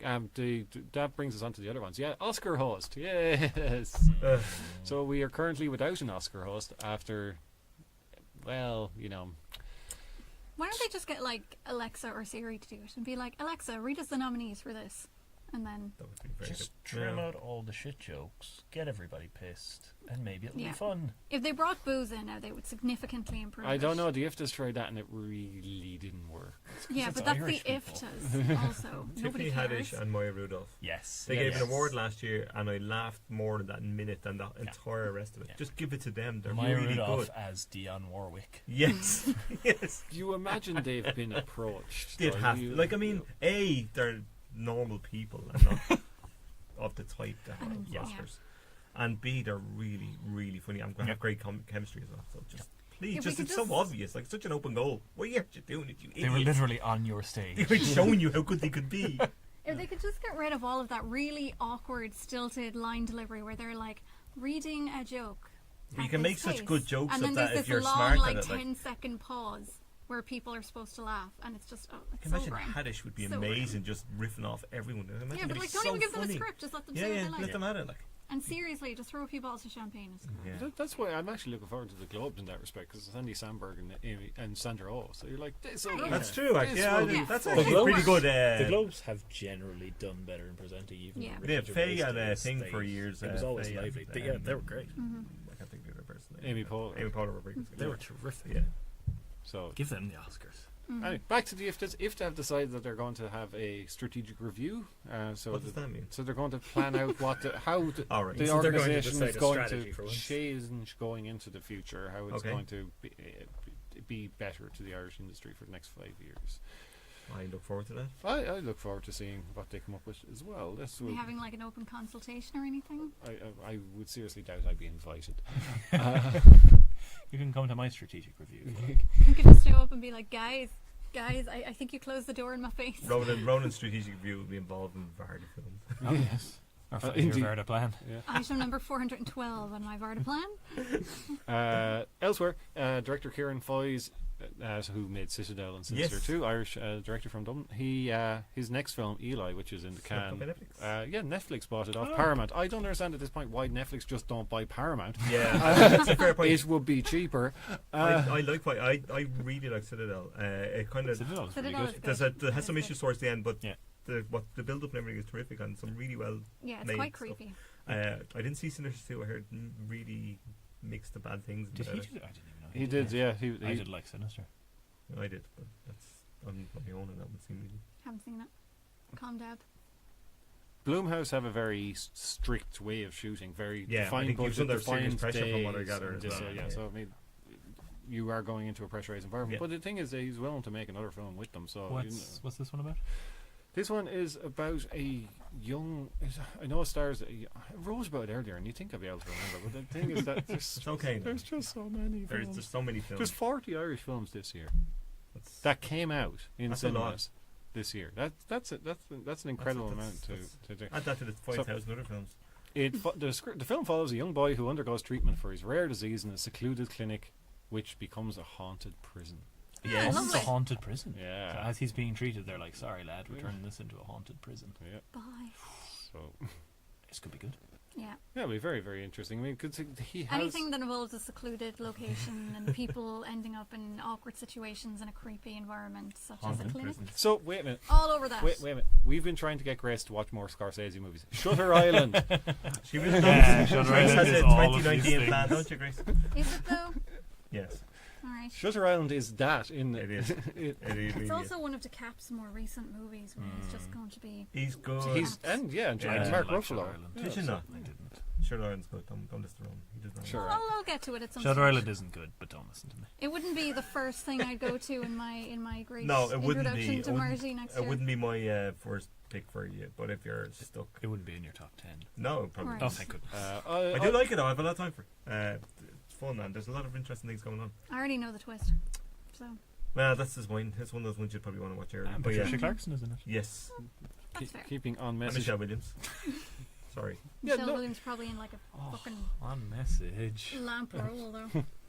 I'm saying on message with we were talking about Patricia Clarkson earlier as well. Yes. Anyway, Oh. that was where I was going with that. Sorry. You were shepherding me. No.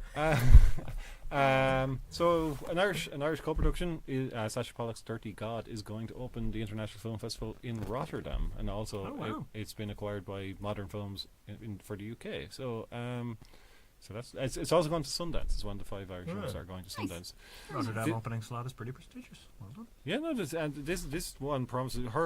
Her previous films were very good. I've seen Hemmel. I haven't seen the other one, but they won the Verpitsky Prize at the Berlinale. Oh, well. Berlinale. Alright. Okay. Pretty good Um, going. I can't say I've seen him And then she won a best film in Zurich or for Zurich as well. So she's got talent, and this is Savage Productions here in Ireland are the co-producer on it, and the film board have put money into it, and it's about a young woman who had to get her face reconstructed after an acid attack. Oh, And so, but she's trying to find. She's in the world of online dating, Mm. and not very. It doesn't turn out very well for her. So, yeah. So yeah, no, it should be a very interesting film, and it's from a very interesting filmmaker. So I'm really looking forward to seeing that when it comes out. And then, what was the other big thing? Oh yeah, Ashley Franciozzi has been named one of the European shooting stars. So I've seen this and I have no idea who she is. She And was that in sounds Game dreadful. Of Thrones, she wasn't was in Game of Thrones. She's the lead in Jennifer Kent's The Nightingale. Oh, Yes. oh, Oh, Hello. oh, hello, indeed. so- What's happened is, and this happens, and you'll all know this when you're older, is that there's billions of generations actors come along, and at a certain point, when you get to a point you can't remember names, then another generation comes along, and it just gets worse and worse. And then he's like, "Who's Yeah. your man?" That the 12-year-olds like, nobody did it. You forget the names. That happened to me like 10 years ago. Yeah, but it only gets worse. It only gets worse. Oh Lord! What Yeah, a so life. so previous people have been nominated. Irish people have been nominated. Donald Gleeson, Ruth Nega, Andrew Scott, and Mo Dunford. Turned So out pretty well for all of those. Yeah, Yeah. Not too shabby. That's yeah, right. so it's a good list to be on. Right, from there we'll go into the top 10. Hello. Yes, the top 10 this week is fun. Excellent. Hit me with it. It's always fun because there's a number of new entries in the top 10, so that's always helpful. So at 10, when my thing loads, at 10 is A Star Is Born, finally about to drop out of the top 10. Yes. How long has this we been have around? been talking about this for months. It feels Yeah. like. We've talked about this since 2015. We've probably gone like a full circle and back again multiple times. It's in actually terms of been how much it is. reappraised. It's been there. Yeah. Yeah. We're onto the postmodern perspective. It's been on A Star remade. Is Born. I feel like I saw it about 2 months ago, and I saw it many months after it come out. And you've seen it after I did. Mm-hmm. I've Yeah. seen it like 5 years ago. I wasn't a massive fan, but there you go. No. Yeah, nor but I. it's made nearly 5.2 I quite million. liked it. But I Yeah. think I'm in the minority in this podcast on that one. Yeah, I think you are. Second highest Yeah. grossing film of the year. I think it's grand. How far behind the highest 250,000 behind Mamma Mia 2. It will not. Will not make it. This makes me movie happy. made so much money. Wow. I Yes. love it. Mamma Mia, It's great. Mamma Mia, Here We Go Again, is the 9th highest grossing film of all time in Ireland. It's climbed to 9. Yeah. Hooray. This is So amazing. proud. What's that 10 now? It's like the little movie that Oh, I could. can't remember now. Oh. The first one is number 4 or something. Is it? First one is 4, yeah. What's number one? What do you think? Avatar, the biggest grossing film of all time, is the I was highest kind of grossing film hoping of maybe all we time. were a bit different. No, Avatar, Titanic. We're a It's bit not different what I though. Our like, 10 at is kind of least. weird. We've Yeah. got what's one slightly surprising thing we've got on there? I can't remember. We had The Dark Knight Rises in there, which is Yeah, what well, Mamma Mia. very Here We bad Go. with very Darren glad for a to while have and wiped that. that out. Shrek 2? Is it? Yes, it's in there. we've Yeah. got It would be animation weird stuff, haven't we? if there wasn't a kids movie in there, That's true. considering That's very- what the box there office year-round. perennially looks like. Yeah. Well, we'll get to that. At 9, Sorry to Bother You, Haven't seen yet. which I've seen and really like. I haven't seen. I liked it, I did, but not massively. I was a little bit disappointed. It kind of reminds me of stuff like Black Mirror, which I've never been that keen on because I Me think neither. it's striving for a sort of social satire that to me just seems to be pointing at the world as it is and being like, look. I'm like, I know what don't- the world looks I've my like. Black Mirror thing. Look, technology's bad. Yeah. For 2-3 series, Tell we get me it, Charlie. something I don't know. For fuck's sake. But I think- Twilight Zone did that too. Yeah, but Twilight Zone was good. Sorry to Bother You is better than a lot of Black Mirror. And it's like Lakeith Stanfield gives a really, really good performance. Tess Thompson is in there doing amazing things as ever. I laughed a lot. It's funny. But I saw the trailer a couple of times in the weeks before it came out, and I was really, really looking forward to it. And I just had hoped it would be a lot higher in my end of year ranking. I think it kind of goes completely off the wall at the end, and I was just lost by then. Not bad by any means, but I wanted to love it. Yeah, I didn't love it, but I did really enjoy it while I was watching it. What's really interesting in this, I haven't seen it yet, and I do want to catch it, is that I've seen some people compare it to Southland Tales. Ah. Interesting. And considering Southland Tales is we might be coming up as a watch at some point in the new year, I'll be intrigued to see Okay. what you think. Southland Tales is yeah, Incredible. it's an experience. It is an experience. It is. I'm really looking forward to this. You Ah. should.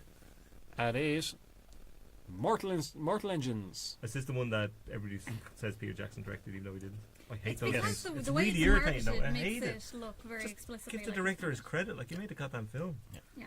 But even like some of the branding they use is very Lord of the Rings-esque. I know, it is. Kind of like Just- Leds. Well, it's written Who by are you all trying of to them. fool? I know, but I give the guy a bloody due, like.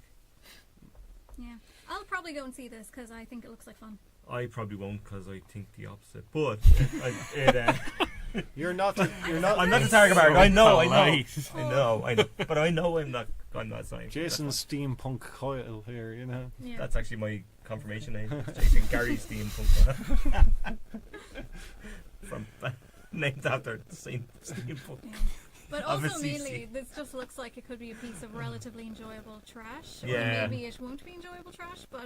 it looks like trash. I don't know. Yeah, and what am I in this podcast if not the person who watches Grace, trash you, while you never take a bullet for all of watching us. esteemed filmmaker Martin Scorsese? You know, that's what I do. You're a hero to some. We couldn't fit that on the nameplate, but Yeah. the title. The one thing I wonder about this is that who decided that this was bankable?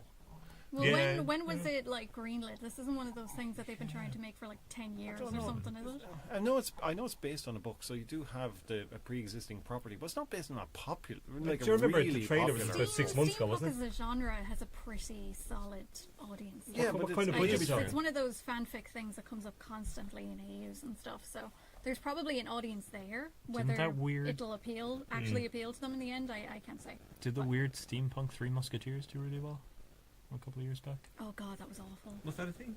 It How did I miss was that? Paul W.S. Anderson, I think. It's No. really bad. You don't Yeah, have to no- watch it. I looked. It was Paul W.S. Anderson. You don't need to say it was really bad. Pompeii is great. Pompeii is. No, it's not though. It's It not. is though. It's really good. I saw most of Pompeii when I was in a McDonald's several years ago. It's on the telly in there. Bizarre. Yeah. Also, Didn't see the beginning or the end, also but I Event saw most Horizon of is the really middle. good. Sorry. Event Horizon is really good. I think Oh. I've only seen the first Resident Evil, and that's not good. I actually quite like the first Resident Evil. Some I've of the seen 3 or 4 of them. some but of I the can't remember resis the first are one. yeah. My sister loves them. She loves them the way I love the Fast and Furious movies. Oh, Mac is in For one. Of Strange them. There's still Family. a thing. Okay, again, you are literally like you're on the uphill part of this viewing. The worst is behind you. Speaking of the Fast and Furious, No. there was a film marketed this week in a very bad way. Oh dear. That could be anything. Sonic the Hedgehog. Oh my the, Jesus! The, that little mini the trailer live action I movie didn't see this. Yeah, from no, the this was producer of Fast and the Furious, hence the link. And thing. Where's the audience crossover here? they basically showed a motion poster and with the outline of Sonic, and it Sonic looked looks like a ride-up dude in a suit. And Sonic looks like he's strapped. yeah, Sonic looks like it's a film designed purely for furries, and It's an extremely odd picture. right. Oh dear. Yeah. Oh god. And I will not be seeing Sonic the Hedgehog. No. then they released a poster did the Yes, rounds oh, Jesus. on Reddit of Sonic reclining on top of the Golden Gate Bridge, but it just shows him from the waist down, and it just looks like a pair of legs in blue leggings, so with red shoes, and you're like, What's that's going on? not a hedgehog. That's not what I don't even the Sonic version of a hedgehog. It doesn't look like that. It's very, very odd. Anyway, Mortal Engines cost 100 to 150 million. Jeez. Of So course it did. I probably won't be seeing it. In fact, it seems to have got a collective shrug from most people. Nobody's even that bothered to slag it off. It's just kind of I've like, seen quite a few people I follow on Twitter and on Letterboxd. Twitter and my post prunage too, so these are people I actually want to follow. Say that they love it. So but these are the type of critics that are just kind of like, yeah, what are you going to do? I liked it. Bog off. I like this idea. I like the idea of the world has become cities on wheels, and it happened in Doctor Who. that what it is? I couldn't get through 40 seconds. of Yeah, it or either. so London is a machine, is a massive machine. They're all living in this. I wonder and what the bit was. And they're moving around There's the a world. nice summary if you Google it. There's a Like, nice, you know, do I at have the to? right of the screen where it has the little plot summary. Oh, okay. There's a nice summary there if you want to know what it's about. I'll just let you tell me when you see it. Okay. That's Then the least work you at can do. at 7, David Lowery's The Old Man and the Gun. I know I should see this. Yeah, I can't quite muster the energy. Me neither. I wrote a list the other day of films that I wanted to see in the cinema before the end of the year, and I put this down the bottom in italics with like the question mark after. Maybe it looks like the type of thing that'll pop up on Netflix. Pretty sharpish though, so I could probably. I've seen the Ghost Story. I think I've seen enough. But Yeah, you're- you hate I Larry, don't you? actually I despise quite it. like all of his films that I've seen. So I like I don't David think I've Lowery. seen any of them. I like Pete's Dragon. I kind of want All Is Lost to be my last Redford film. You know? Well, That's there you fair. go. Yeah, so this is the thing. So it is essentially the last Robert Redford film, but it's also got Elizabeth Moss and Sissy Spacek. So you're like, okay, I'm on board. Then you get Casey Affleck, and you're like, oh, okay, yeah. And Affleck was in Ain't Them Body Saints as well. There you go. Which is not good either, by the way. I like Ain't His Body Saints. Oh, look, I've seen the Terrence Malick film. Yeah. It worked for me. Many So did A people Ghost use Story. that I know. as a conceit. If I see somebody walk through a fucking cornfield again, or a wheat field, or It is the first trailer Anyway. for Man of Steel.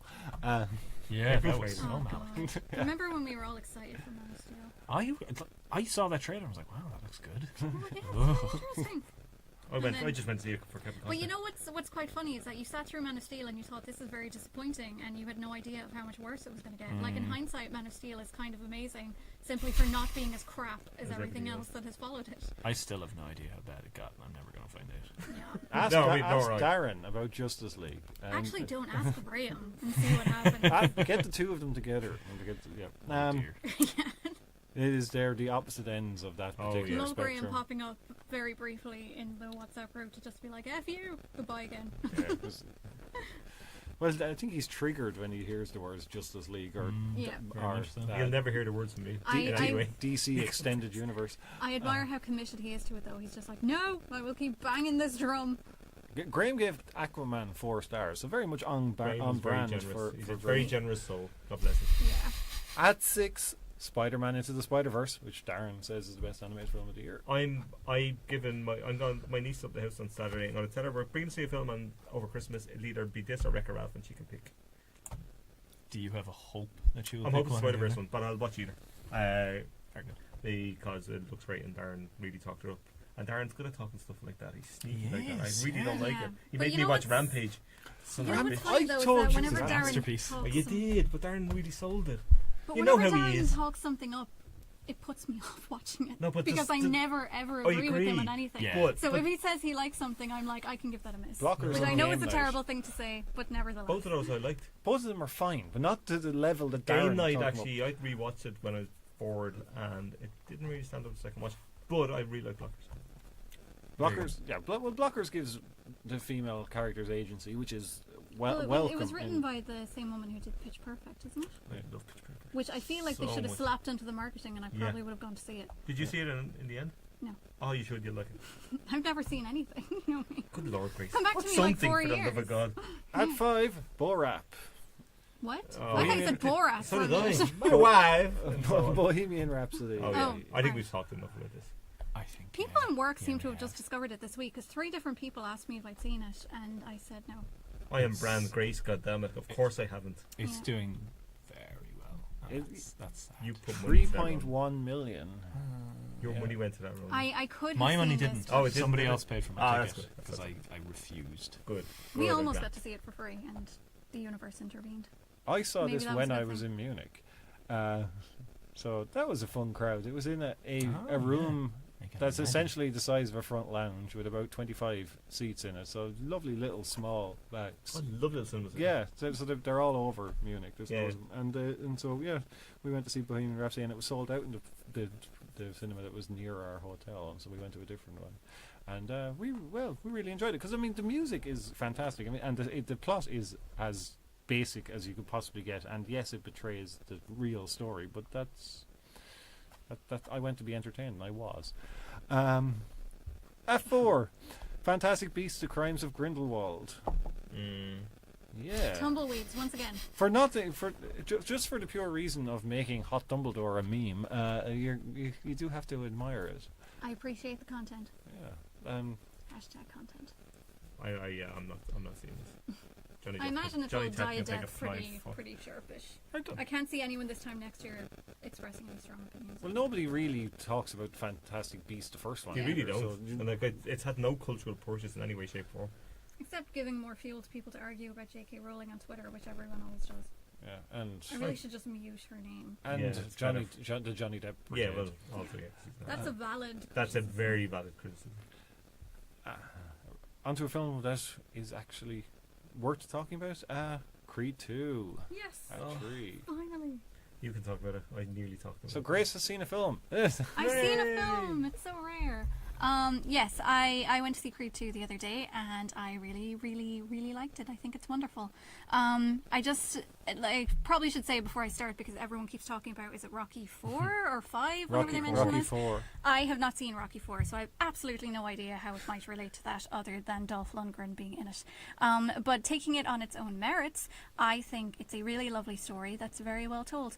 It has a very, very sensitive perspective and so much to say about fatherhood and masculinity and family, if you can do that in like the Vin Diesel voice, but like just all these kind of, the way it kind of interweaves all of these story strands, and the way it uses all of its characters to tell that. Like, I mean, there's this lovely scene in the middle of it. I don't think this is spoilery because it's on the trailer that they have a baby. They have a baby.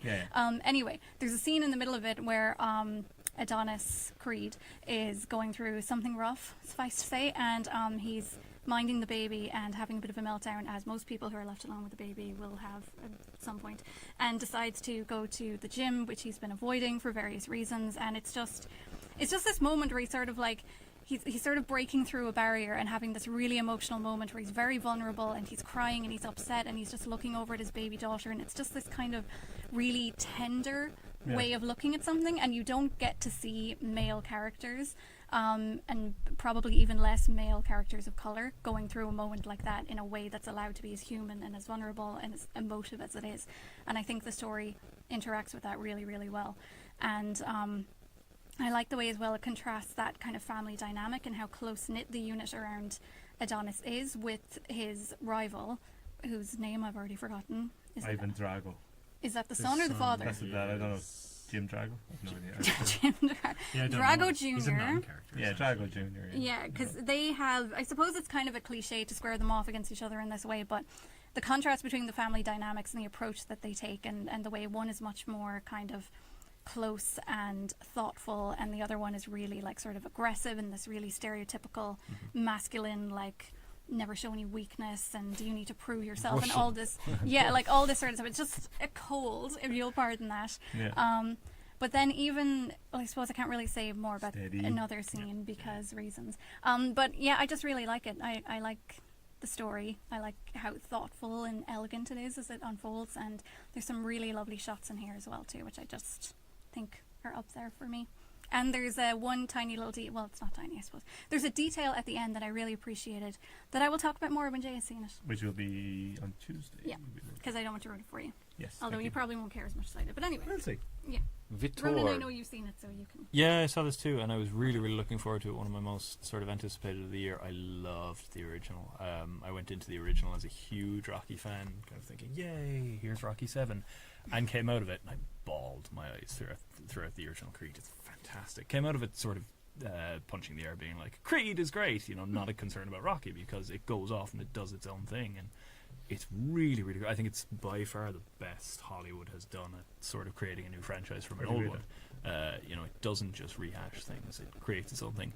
And that is partially why I was a little disappointed by Creed 2, because I think, and it's really interesting that, the things you say about it, having not seen any of the prior ones, I'm sort of jealous of that perspective in a way, because there are so many ways that it's calling back to specifically Rocky 2, 3 and 4. It feels in a really weird way like it's being a sequel to all three of those. It's doing mid-Rocky in a weird way, and it gestures back to them repeatedly. Obviously it's got the plot connection to 5, but there are specific shot references to number 2 and plot callbacks to number 3, where I felt what's really interesting about the original is that it creates Adonis as a character in his own right, and he comes from a very specific social background. In Creed 2, all the character work here is against the context of the Rocky series. Now that was obviously my reaction to it, and you have a very different perspective. And what you say is absolutely right, the idea of the way that it allows characters to sort of emote in a way that you don't see. And really interesting the way, as has always been the case with boxing movies generally, but Rocky movies especially, the fight inside the ring is kind of dwarfed by a larger fight happening outside it, the kind of emotional battle that's going on. It gets all of those right. It's a really good Rocky movie. I was a little concerned that it, after Creed went out and struck off and did its own thing so well, I felt like this had the chance to go be something else and didn't. It felt like it was, sticking to formula in a way that disappointed me. I still think it's really good, and everything you say, absolutely. And yeah, it's a really interesting look at masculinity and black masculinity. And again, second time in this top 10, Tessa Thompson is great. She is so good here. She's wonderful. She is really tremendous. Yeah, I Darren made an interesting point in the last couple of weeks about it sort of not knowing what to do with Rocky, and that's very true. I think, I absolutely love seeing Stallone have this character, and it's like almost the sight of him brings me to tears playing Rocky, because it's true. I mean, he hasn't even been a particularly big part of my life for a very long time, but I know, Jay, you've been watching this series since the inception. For nearly, like, it's been going like 40 years. Yeah, I didn't see any of the Rockies until 2008, and I still have an enormous connection, so I can imagine what it's like for you. Well, I mean, I saw them as a kid in the 80s, and they kind of knocked me sideways, but it took me to rewatch them to find stuff in them that I did, and a lot of things that go on and everything. They're great films. I'm very intrigued by this, and then I will see it in the next few days. It's bonkers to have waited this long in some ways. Yeah. But what's really intriguing about both your comments in some ways is that it's such a tricky character now, because I'm intrigued as to what they can do and how far they can go in any way. I even read something about the idea of splitting off the franchise in some ways, which is bizarre and interesting and strange. But I like the idea in theory of kind of revisiting 4 and 3 and 2 and stuff, because I think the middle Rockies haven't quite got their due to some degree. I'm not suggesting they're all great, they're not. I mean, Rocky 4 is terrible. Not by any means. Rocky 3 is interesting, flawed, and very weird. Rocky 2 is a very passable facsimile of Rocky. It is. It's basically a remake. It is, but I'm fine with that. It's a decent remake. Yeah, I like it. But I like the idea of those getting a shout. Now, will I like that shout after I see the film? Time will tell. But I'm intrigued by that. But I regardless of anything, if this, I think to some degree, Creed set the bar so high as well. Yeah. That it's very difficult to follow, and Coogler's not doing it either, which is probably somewhat. That might be part of the problem that you were raising with it. That it's coming from. It's not coming from that same kind of slightly more fresh, inventive perspective. And Coogler wrote the absolutely. last one, but didn't write this one either exactly. as well. So I think that probably is, and it's trickier. And the thing, and even you see it from Rocky sequel to Rocky sequel, depending on who's directing, Ryan and whatever, the quality will vary, and depending on what's going on in the world, the quality will vary. So I mean. I think you'll always get that with Rocky films. I think we've been spoiled by Balboa and Creed being a 1-2 in a row of this 6th and 7th film of the franchise. Yeah. Like they expect them to keep that level up. It is very remarkable. Like. I think it's it may be a better sequel to Creed than Rocky 2 is to Rocky. It's very good. Yeah. Okay. I can't wait for even bad Rocky's good Rocky. Yeah. And I think it's a really fascinating turnaround as well. What it does, especially, I got really nervous when they first announced that it was essentially going to be a Rocky 4 sequel in part. I got really nervous because I hate Rocky 4. It's tremendously fun to watch. It's one of the best and most entertaining films. That's also appalling. I'd love to watch it right now, but me too. But it's not good at all. It's not good, but it's unbelievably entertaining. It's a montage of montages. It's montages and the feeding of communism in one film. It's incredible. And it's like the geopolitics of that film are ridiculous. Yeah. And it's fascinating that what this film does is to turn that around into something much more internalized, an idea of how men relate to the world and how they take their anger out. It's brilliant how it does that, considering what Rocky 4 was. I want to revisit this, but maybe in about a year's time and come back and look at it again.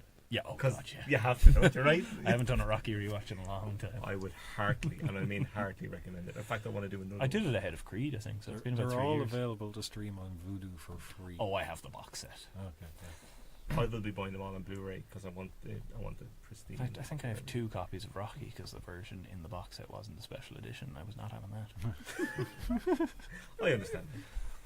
At 2, Wreck-It Ralph 2. Ralph Breaks the Internet. I'm looking forward to this. I will see this, as I said, hopefully over Christmas. I didn't maybe like Wreck-It Ralph as much as most did, but I did enjoy it.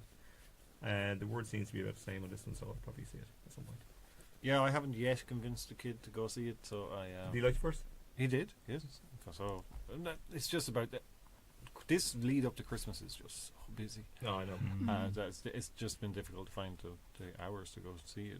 I hate the phrase "breaks the internet." Me too. I don't know why. It just annoys me. Because it's impossible. Yeah, but Yeah. people say it all the time, like, this breaks the internet. Like, Why can't you no, just plug it some out people like normal retweeted people? it. That's it. Yeah, Calm no, down. exactly. I mean, you know what would it be required to break the internet? I mean, But it's like it didn't even get that much of a reaction. Yeah. It just, some It's people just on saw a it. list of like annoying phrases that people on the internet use, along with like clapback and stuff like that. I never hear the expression. oh, You know, if somebody like bitches about someone and then they turn around and go like, actually, and then BuzzFeed's write an article where they're like, X did an amazing clapback Oh, to right, Y, right. Is and that what you're just that's called? like, Oh, I didn't why know. are we like Okay. this?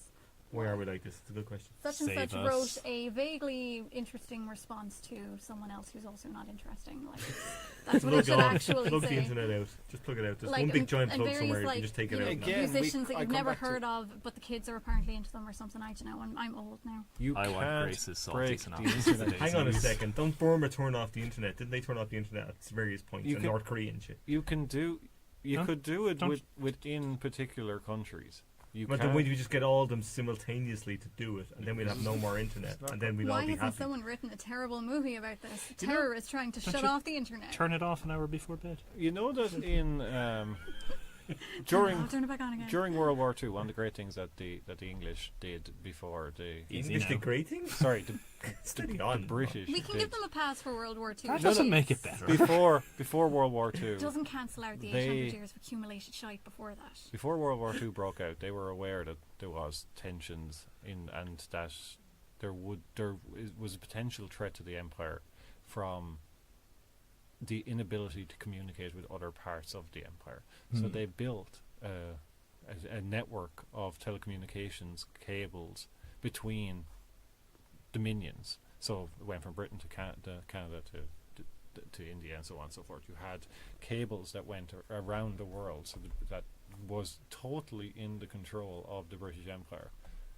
And so World War II broke out, and they cut the cable to Germany. The Brits cut the cable to Germany. Germany was not able to use the telecommunications equipment to that, so they had to broadcast, and the Brits picked them up, all the signals, because but the British were able to communicate with the rest of their empire, with the rest of their forces, because they controlled their own telecommunications network. And so the internet is to a large extent based on a similar sort of infrastructure. So when people talk about the cloud, it's not actually true. There's no concept of the cloud. Everything's in an undersea cable, so it's the sea. It's not the cloud. Can we just drain the sea and kill the internet? I can't see why we can't do that. This seems anyway. I don't. Yeah. I've Anyway, heard the motion. I hear you. Default setting. at number 1, the Grinch, Jason's spirit animal. That's also on my list to watch at some point in the future. I know you're Not- such a Someone was big fan telling of Ron me the Howard. story of the Grinch last week, and I think he has perfectly understandable reasons for being really annoyed. Have you not Christmas seen is rubbish. either of the other 2 Grinches? Steady No, on. shockingly enough. Wow. I haven't. Okay. You need to get Grinched out.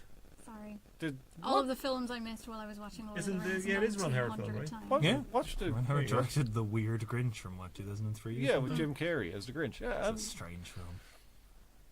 this one is But ultimately passable.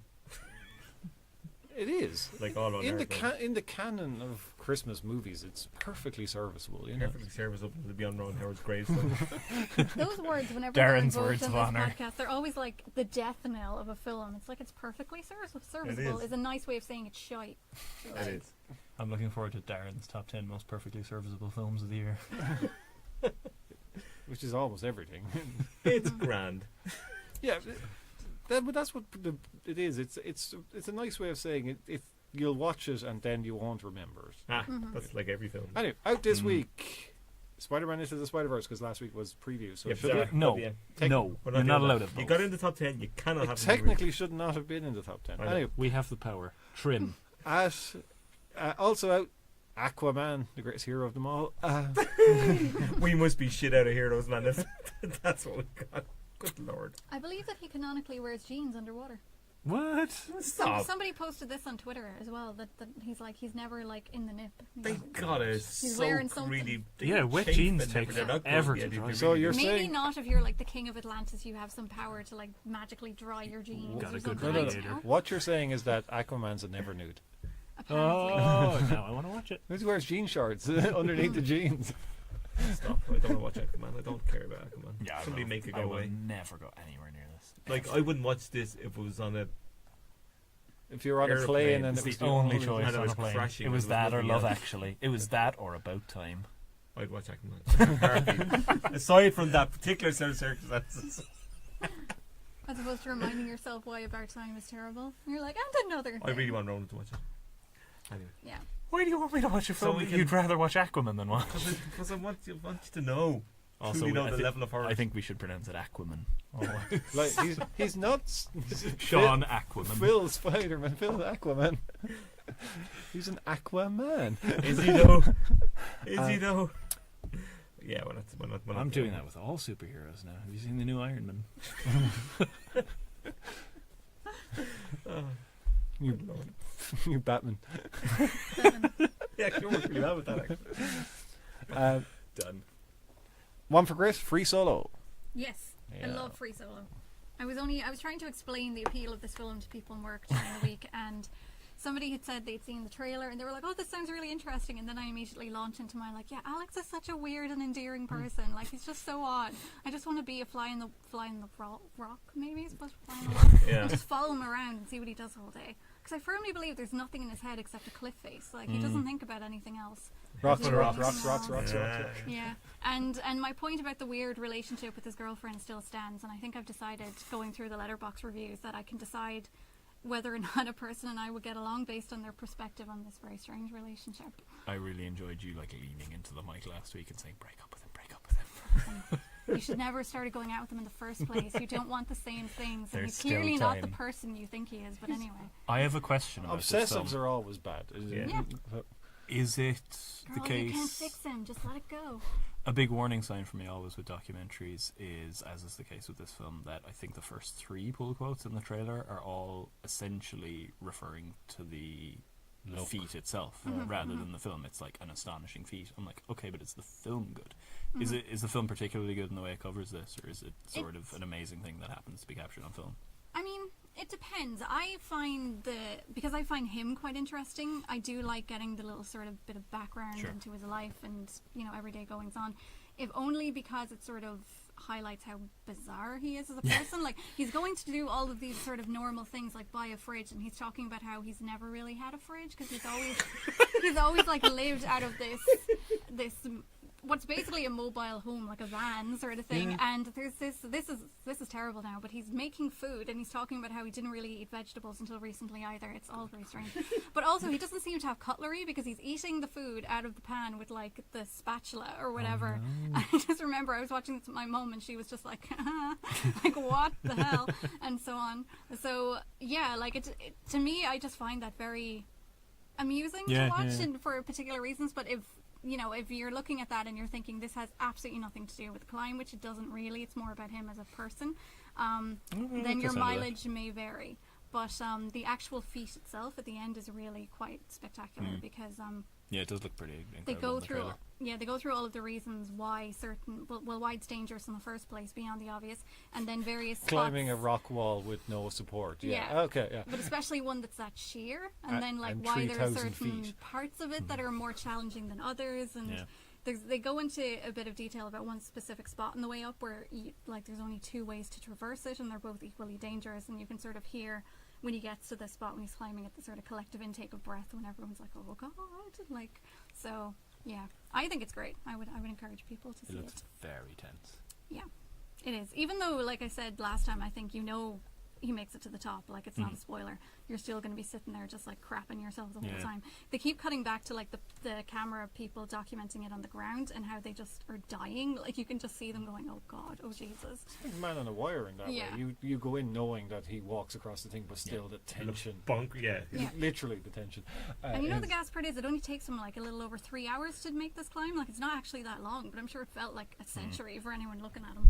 Yeah. And for him, presumably. So, yeah. That's interesting. The So- fridge part in particular.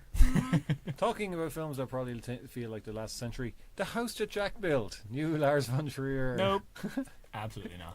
This is interesting to me in a kind of almost like an academic way, in the sense that I see seeing people talking about it and saying that fuck Van Trier and his kind of obsessions and all that kind of stuff. Then you get the reactive kind of, oh, I'm gonna see it anyway because you know, we can't censor films. Not that you know what I mean, but there's the whole thing about von Trier. I start kind of somewhat always has been to a lesser extent, and I'm kind of glad he's still out there doing what he's doing, because you kind of need somebody kind of pushing out the margins. My only issue with this is that other than to solely provoke and shock, it doesn't seem to have any other underlying reason for it to exist.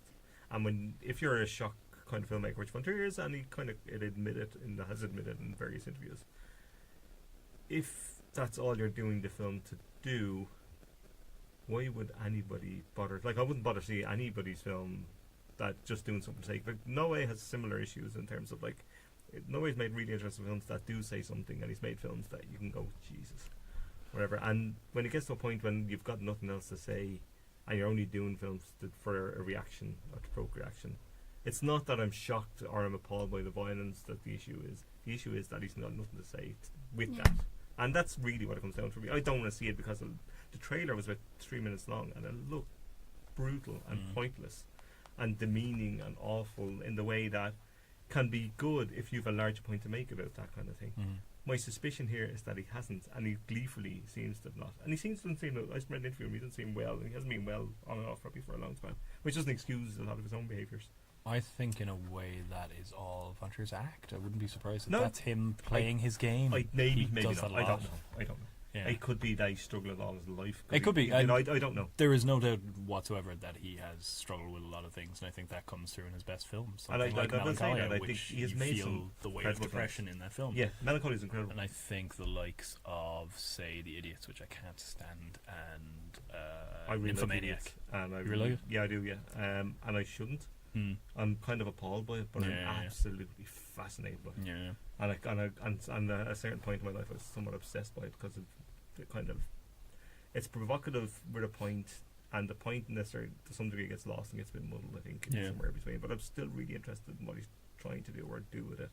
And I think Breaking the Waves is exceptional. Breaking the Waves is incredible. And I'd give him the pass in the sense that he's made great films. I won't give him the pass because he seems to be an asshole, and I don't really have an interest in watching Matt Dillon beat women to death for 2.5 hours. I just haven't got the energy, the time, or the inclination. I'm sorry, I just don't. Like, I mean, go see it, enjoy it if that's your thing, but it doesn't interest me in the slightest. My worry is that everything I've read about it positive, and most things I've read about it are quite negative. But everyone who likes it seems to like it because of the very reasons that I don't like Nymphomaniac or The Idiot. So very good chance that I am not going to like this at all. But even then, when I made The Idiots, he was still in his kind of pump, in the sense that he was getting money to film. So for this feels even more desperate in the sense of let's throw enough at it and see what happens, that kind of thing. And it's just no, thank you.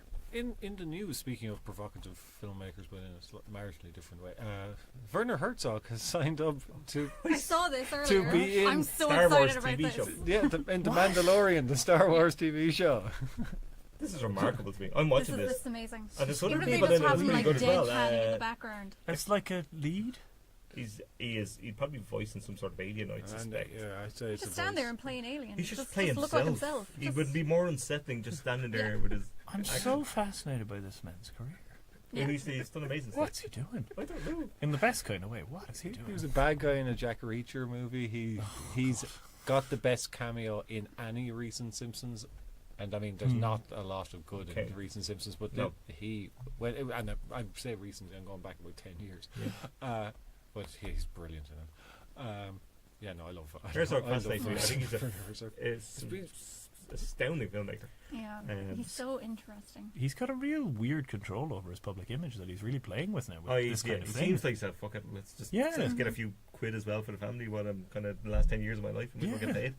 The Lucasfilm or But whatever. that's something really admirable about him too. He's there's no sense of snobbery or anything. He's like, no, he's not a elitist. I think he'll knock out any film and he'll treat it with respect. He no was matter a what Jack genre he plays. Reacher villain. Yeah, which he wasted. I might add. He wasted That Werner could have been Herzog. You great. idiots. Yeah.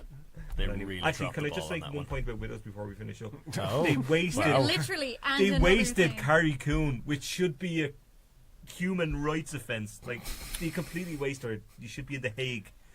Anyway, I cannot wait for the nest. what's Carrie that? Coon is the lead.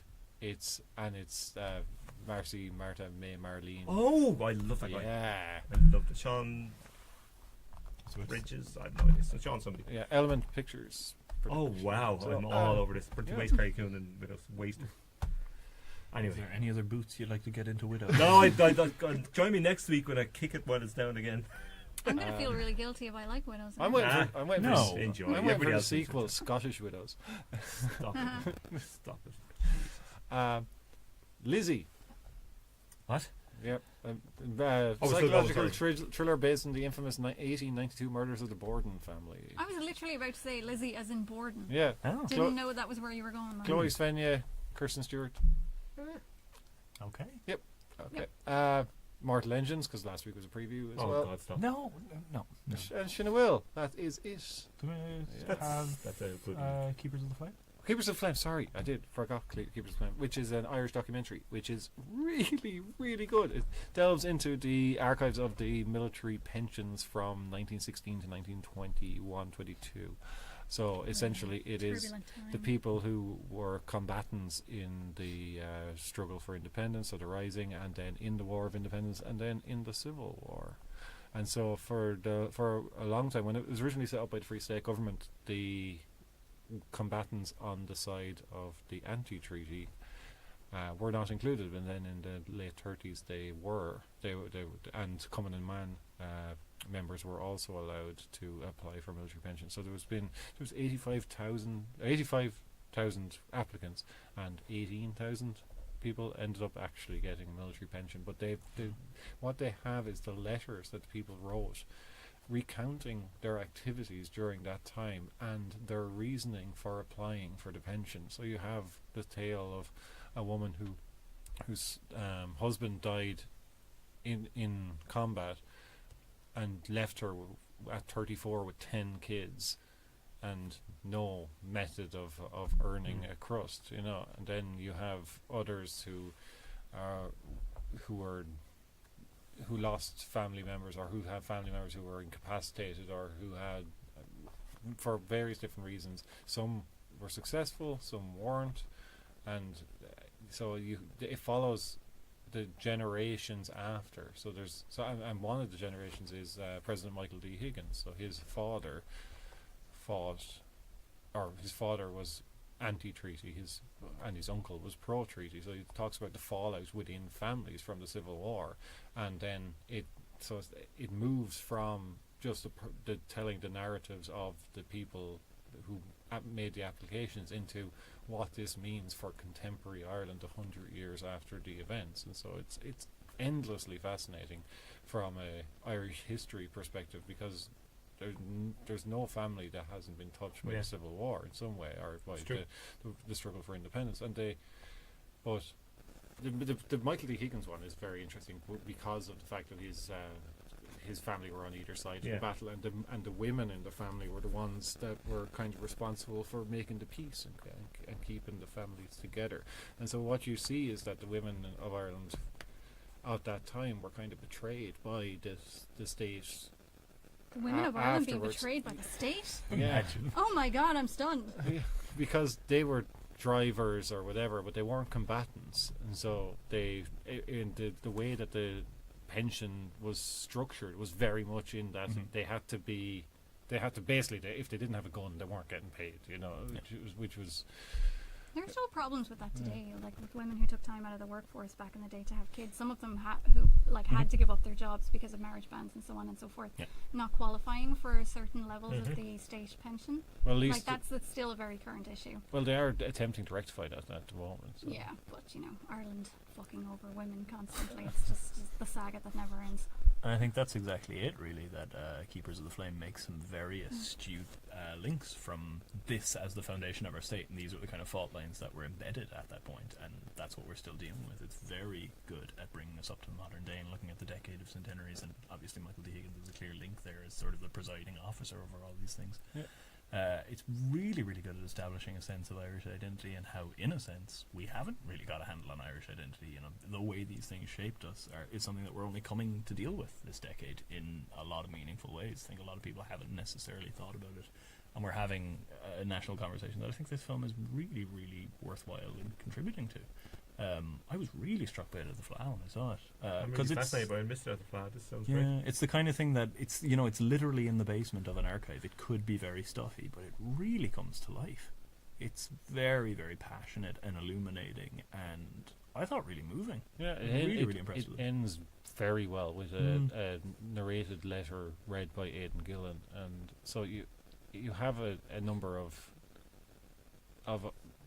interesting characters in the people who are being interviewed, but the choice then for some of the narration work that they brought in from established actors and the rest is very interesting as well. So then the Michael D stuff is fascinating, and then they managed to find 2 of the houses from which the letters were sent, and so they were able to recreate or do not necessarily the writing, but do something cinematic with it, so that's not just a sort of TV documentary, and then your ubiquitous drone shots as well of the West to set the scene of what Ireland was like in the 20s.